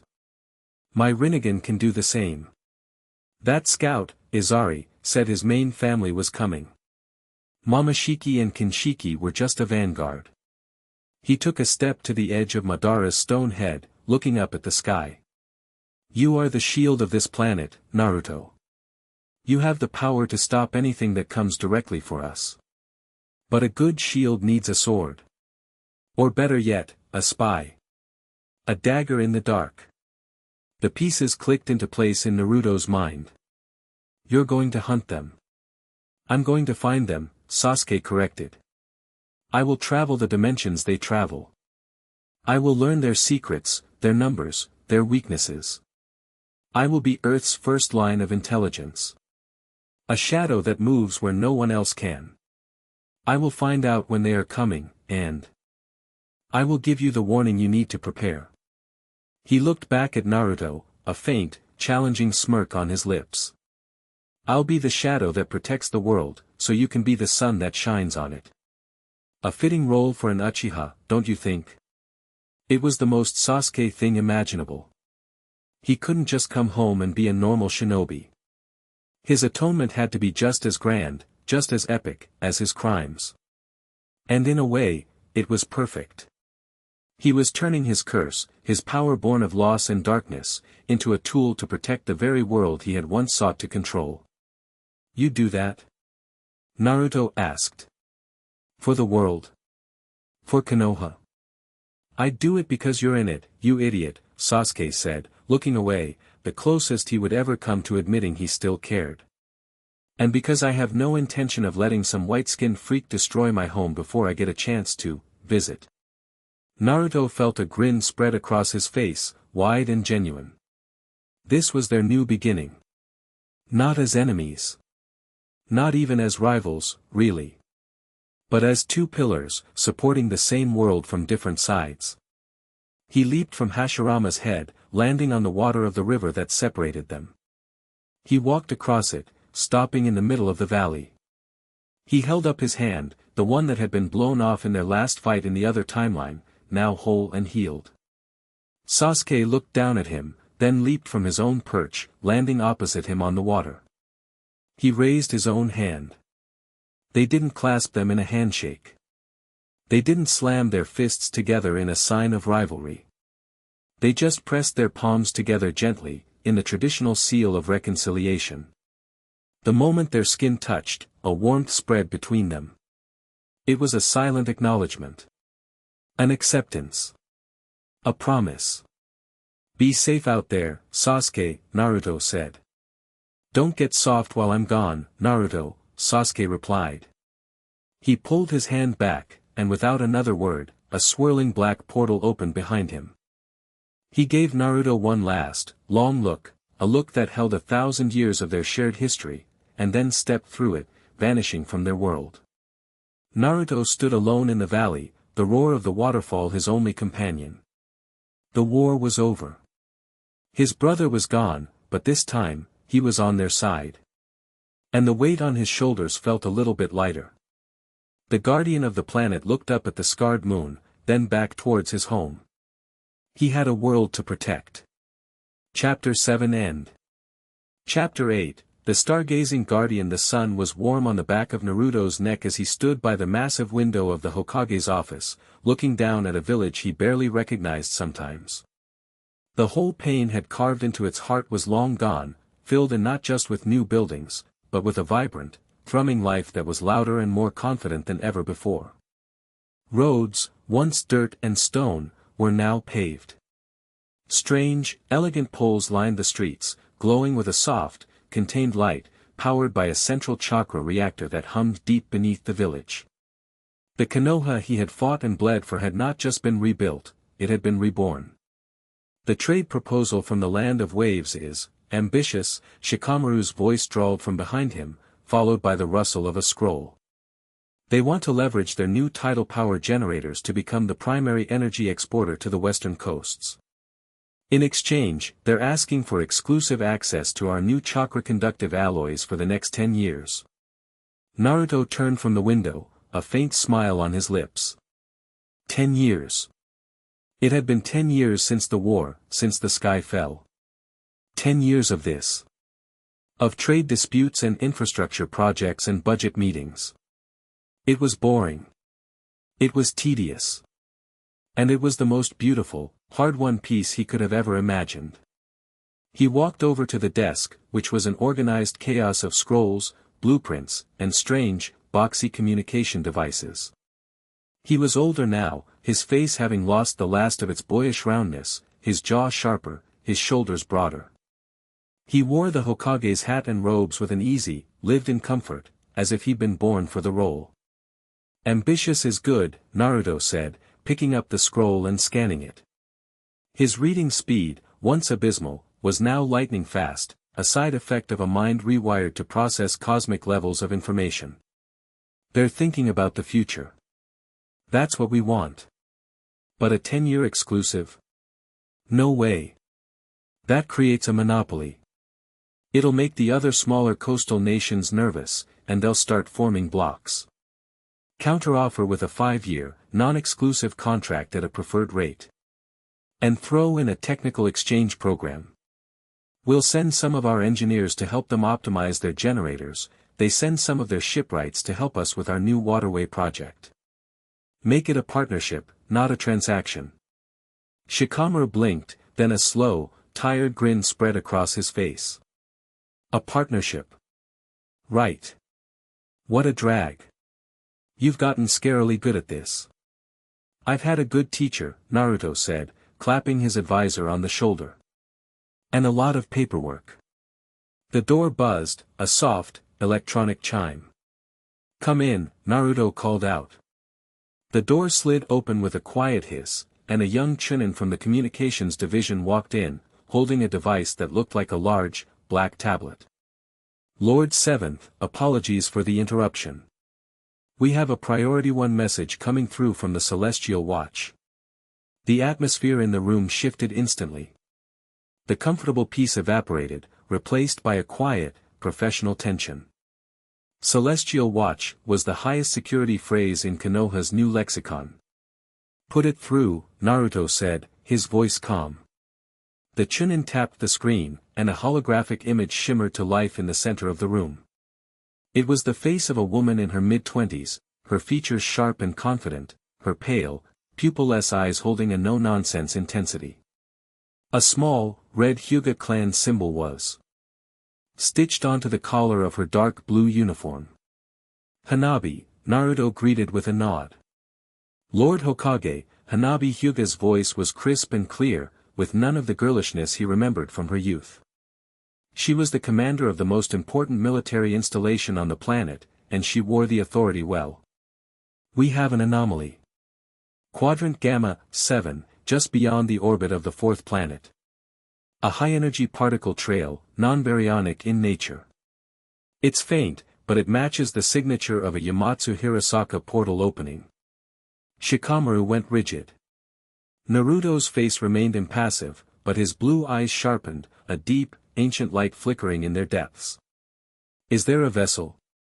Naruto asked. Negative, Hanabi replied. The energy signature dissipated almost immediately. It was a momentary fissure, less than a second in duration. But the residual energy is chaotic. Unstable. Not like the clean signatures left by Izari or Momoshiki. This feels different. Messy. Naruto was silent for a moment, processing. A portal. The same kind the Otsutsuki used. But it was unstable, and there was no ship. It could be a natural phenomenon they hadn't catalogued yet. Or it could be something else. Keep a priority watch on that quadrant, Naruto ordered. I'm on my way. I'll perform a deep scan myself. Maintain radio silence until I arrive. Hokage out. Hanabi nodded, and her image vanished. Naruto was already shrugging off his formal Hokage robes, revealing the simple, practical black uniform he wore underneath. Are you sure that's a good idea? Shikamaru asked, his brow furrowed in concern. Leaving the village when there's a potential threat? That's why it's the best idea, Naruto said, pulling on a pair of black gloves. The Celestial Watch is our first line of defense. If there's even a hint of a new variable, I need to see it with my own eyes. I'm the only one who can. Besides, he looked over at his friend, a confident grin on his face. You're here. The village is in good hands. Try not to get buried in paperwork while I'm gone. Shikamaru sighed, the sound a perfect blend of resignation and pride. What a drag. Just, be careful. Naruto nodded. He walked to the window, and without a moment's hesitation, stepped out into the open air. He didn't fall. He just floated there for a moment, 70 stories up, before a flicker of cyan light enveloped him and he shot off towards the horizon, a silent, impossibly fast streak that was gone before the Chunin from the comms division could even pick his jaw up off the floor. The peak of Mount Omatica was a place where the air was thin and the sky felt close enough to touch. It was here, nestled amongst the snow-capped rocks, that the Hyuga clan had built their most sacred shrine 10 years ago. It was officially called the Omatica Planetary Observatory, but everyone in the high command knew it by its real name, the Celestial Watch. It was a marvel of engineering, a fusion of ancient tradition and cutting-edge technology. A massive, white torii gate, inscribed with complex fuinjutsu seals, formed the entrance. Beyond it, a cluster of buildings with the elegant, sloping roofs of Hyuga architecture housed the most advanced sensory equipment in the world. At its center was a massive, retractable dome that housed a chakra resonance telescope so powerful it could read the inscriptions on the memorial stones on the moon. Naruto landed silently on the main observation deck. The air here hummed with a quiet, controlled power. Dozens of shinobi, all from the Hyuga main and branch families, moved with a calm, focused purpose. They sat at consoles displaying complex orbital mechanics and energy readings, their Byakugans active as they cross-referenced the technological data with their own unique vision. It was the perfect synthesis of Kekkei Genkai and science. Welcome, brother-in-law, Hanabi said, meeting him at the center of the deck. Her tone was formal, but there was a warmth in her eyes. Their relationship, once strained by clan politics and her own youthful hero worship, had settled into a comfortable, professional respect. She saw him not just as her sister's husband or the Hokage, but as her commander and the linchpin of their entire defense system. "Give me the report, Commander," Naruto said, his gaze already sweeping over the main holographic display, which showed a star chart of their solar system. "It's just as I said," Hanabi explained, pointing to a blinking red cursor in the void between Mars and Jupiter. A transient spatial distortion. Lasted 0.8 seconds. We registered a spike in exotic particles and a gravitational ripple, but no mass signature. It was like a door opened and closed, but nothing came through. Another figure approached them from the entrance to the main control room. It was Hinata. She wore the same dark blue uniform as the others, but without any rank insignia. She didn't need one. Her role here was unique. She smiled softly at Naruto, a quiet, reassuring presence that immediately eased the tension in his shoulders. "I felt it too," Hinata said, her voice soft but clear. Just before the alarms went off. It was like a flicker of static in the flow of chakra between the celestial bodies. It felt wrong. Her Byakugan, the purest in the clan, was a tool so sensitive it could detect the subtle vibrations in the cosmic web that technology couldn't. Naruto nodded, placing a hand on her shoulder. "Okay. Let's take a look." He walked to the center of the deck, to a large, circular platform etched with complex seals. This was the heart of the entire observatory. He stood in the middle, closed his eyes, and took a deep breath. The world of normal senses fell away. His consciousness, powered by the Tenseigan, expanded. It shot past the observatory, past the atmosphere, out into the cold, silent vacuum of space. He wasn't just looking at a star chart, he was in it. He felt the immense, gentle pull of the Earth's gravity, the fiery roar of the sun's fusion furnace 100 million miles away, the cold, dead stillness of Mars, the swirling, violent storms of Jupiter. He was the ultimate long-range sensory tool, a living celestial body in his own right. He focused his senses on the area Hanabi had indicated. He reached out with his own chakra, a subtle, probing wave of Tenseigan energy that was undetectable to any technology. He sifted through the residual particles, the faint gravitational echoes. The distortion was gone, but the ghost of it remained, like a footprint in cosmic dust. Hanabi was right. It felt messy. The Otsutsuki portals were clean, precise cuts in reality. This was a tear. A violent, uncontrolled rip. And in the chaotic energy signature, he felt something else. Something cold and achingly familiar. A flicker of chakra so faint it was almost imaginary, but it was a signature he would know anywhere. Black fire. Lightning.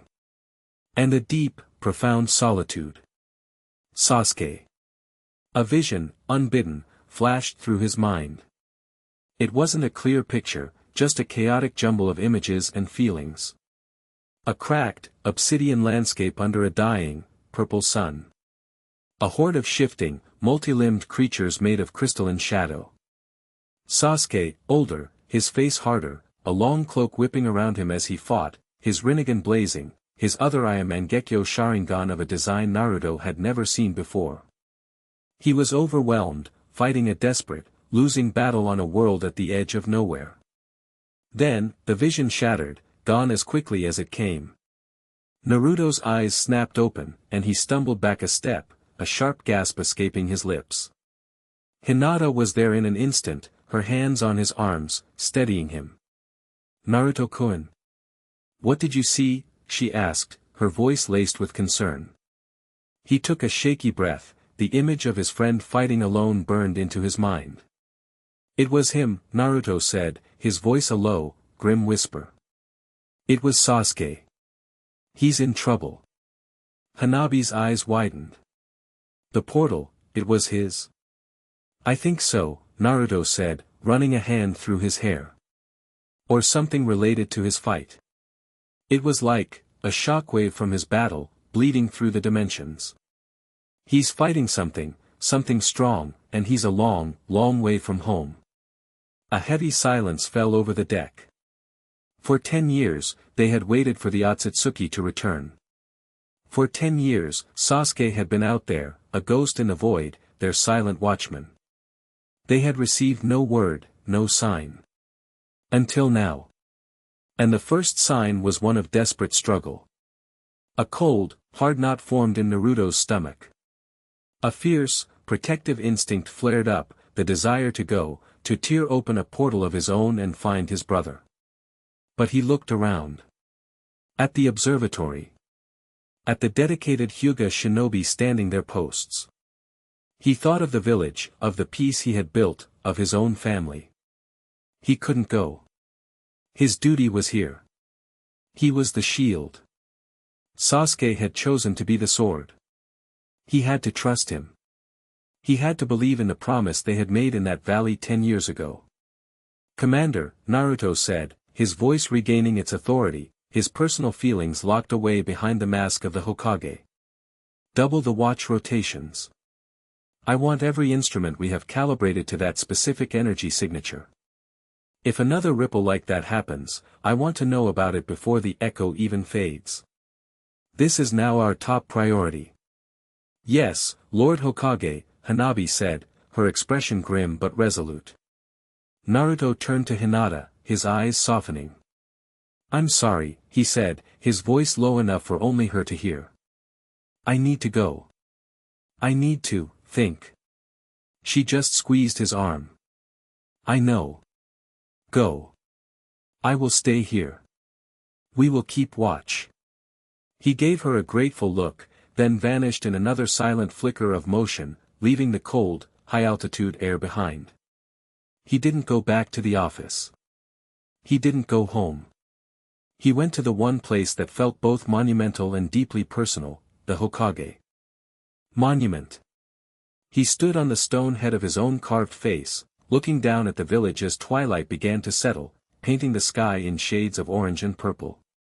The lights were coming on, the soft glow of the chakra lamps creating a warm, inviting web of life below. He could hear the distant sounds of people heading home from work, of children laughing in the park, of the general, peaceful hum of a village at rest. This was his responsibility. This was what he protected. And Sasuke was out there, fighting in some unknown hell, to keep it that way. The weight of his title, of his power, felt heavier than ever. He walked through the village as the evening deepened, his presence masked by a simple chakra suppression technique. He didn't want to be the Hokage right now. He just wanted to be Naruto. He saw Choji and Karui trying to coax a stubborn Chocho into eating her vegetables at an outdoor barbecue restaurant. He saw Ino and Sai walking hand in hand, Inogen trailing behind them, sketching the evening sky in a notebook. He saw Kiba, Akamaru now old and gray and lying on his feet, boasting loudly to some academy students about his war stories. He saw the life he had built. The families. The future. He found his own home, a simple but comfortable house on the outskirts of the village. The lights were on. He could hear the sound of his children's voices from inside, loud and chaotic. He took a deep breath and slid the door open. "I'm home," he called out. "You're late," a voice shouted back. A yellow blur shot through the hallway and slammed into him. It was his son, Boruto. He was 12 now, the spitting image of Naruto at that age, but with a defiant, self-assured swagger that was all his own. He was already wearing a Konoha headband, though he wore it with a kind of casual disregard, as if it were just an accessory. "You said you'd be back in time to help me with my new Rasengan control exercise." Sorry, Naruto said, ruffling his son's spiky blonde hair. "Something came up at work. You know how it is." Yeah, Hokage business," Boruto grumbled, but there was no real heat in it.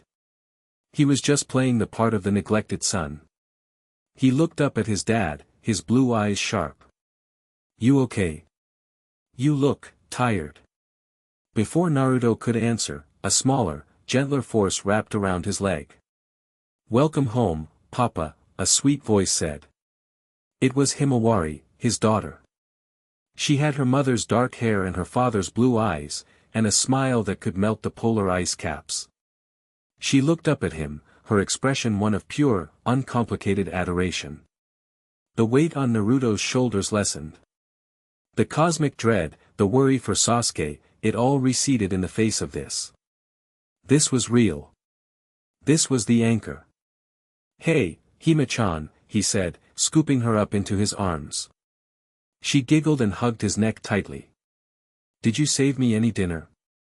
The evening was a whirlwind of normal, wonderful family life.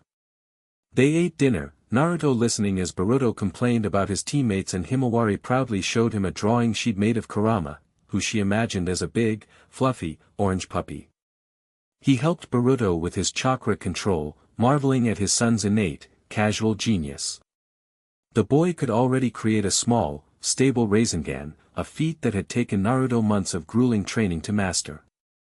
Later, as Hinata was putting a sleepy Himawari to bed, Naruto sat with Boruto on the Engawa, looking out at the back garden. "That thing you do," Boruto said suddenly, breaking the comfortable silence. "Where you fly off and go all shiny.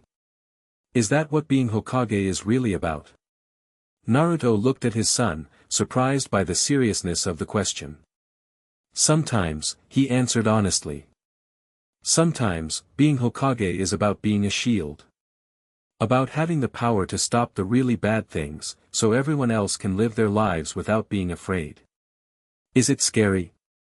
Boruto asked, his voice small. Naruto looked up at the stars, which were beginning to pop out in the darkening sky. He saw the faint, scarred patch on the moon. "Yeah," he said softly. "It is. But being scared is okay. It means you have something important to protect." He put an arm around his son's shoulders. "The most important part of being Hokage isn't the power, Boruto. It's the will to protect your precious people. Your family. Your friends. The whole village. That's all that really matters." Boruto was quiet for a moment, leaning against his father. "I get it," he said finally. And for the first time, Naruto felt like maybe he really did. Later that night, the house was quiet. Hinata and the kids were fast asleep. Naruto stood in his study, the Hokage hat sitting on its stand on his desk. He looked at the family portrait on the wall, a smiling, happy group, taken just last year. This was his treasure. This was his world. But he couldn't rest. The silent watch was his to keep. He slipped out of the house, a shadow in the night. He moved through the sleeping village, a silent guardian moving through his domain. He reached the base of the Hokage monument and, with a single, effortless leap, landed on the top of his own stone face. The village spread out below him, a sea of soft lights and peaceful dreams. It was so fragile. So precious. He had ended a war. He had defeated gods. He had forced an unprecedented era of peace and unity upon the world through the sheer, undeniable weight of his power. But the peace was a lie. It was a bubble. A beautiful, fragile bubble that he had to protect from the sharp, hungry things that lived in the dark outside. He looked up, past the sleeping village, past the thin veil of the atmosphere, to the infinite, star-dusted expanse beyond. Sasuke was out there somewhere, a lone warrior fighting a secret war. The Otsutsuki were out there, a clan of cosmic locusts who saw his home as nothing more than a meal. And who knew what other horrors lurked in the silent, endless night. He closed his eyes and let the Tenseigan bloom to life. The familiar, cool, oceanic power filled him. Its azure light was a soft, ethereal glow in the darkness, a single blue star on the mountaintop. He didn't activate the chakra mode. He didn't need the overwhelming power. He just needed the sense. His consciousness expanded, merging with the network of the celestial watch. He felt the hum of the Fuinjutsu, the quiet thrum of the technology. His senses became their senses. His mind became the central processing unit of a planetary defense system. He felt the Earth spinning on its axis. He felt the pull of the moon, its scarred face a constant, silent companion. He felt the solar wind washing over the planet's magnetic field. His watch extended millions of miles in every direction. He was no longer just Naruto Uzumaki, 7th Hokage, husband, father. He was a part of the planet itself. Its will to survive, made manifest. He stood his watch, a silent, solitary figure against the backdrop of the cosmos. The burden was immense, the duty eternal. But as he gazed into the endless dark, he did not feel fear. He did not feel alone. He felt a quiet, unwavering resolve. Let them come. He would be ready. He was the guardian. And his watch would never end. Chapter 8 End.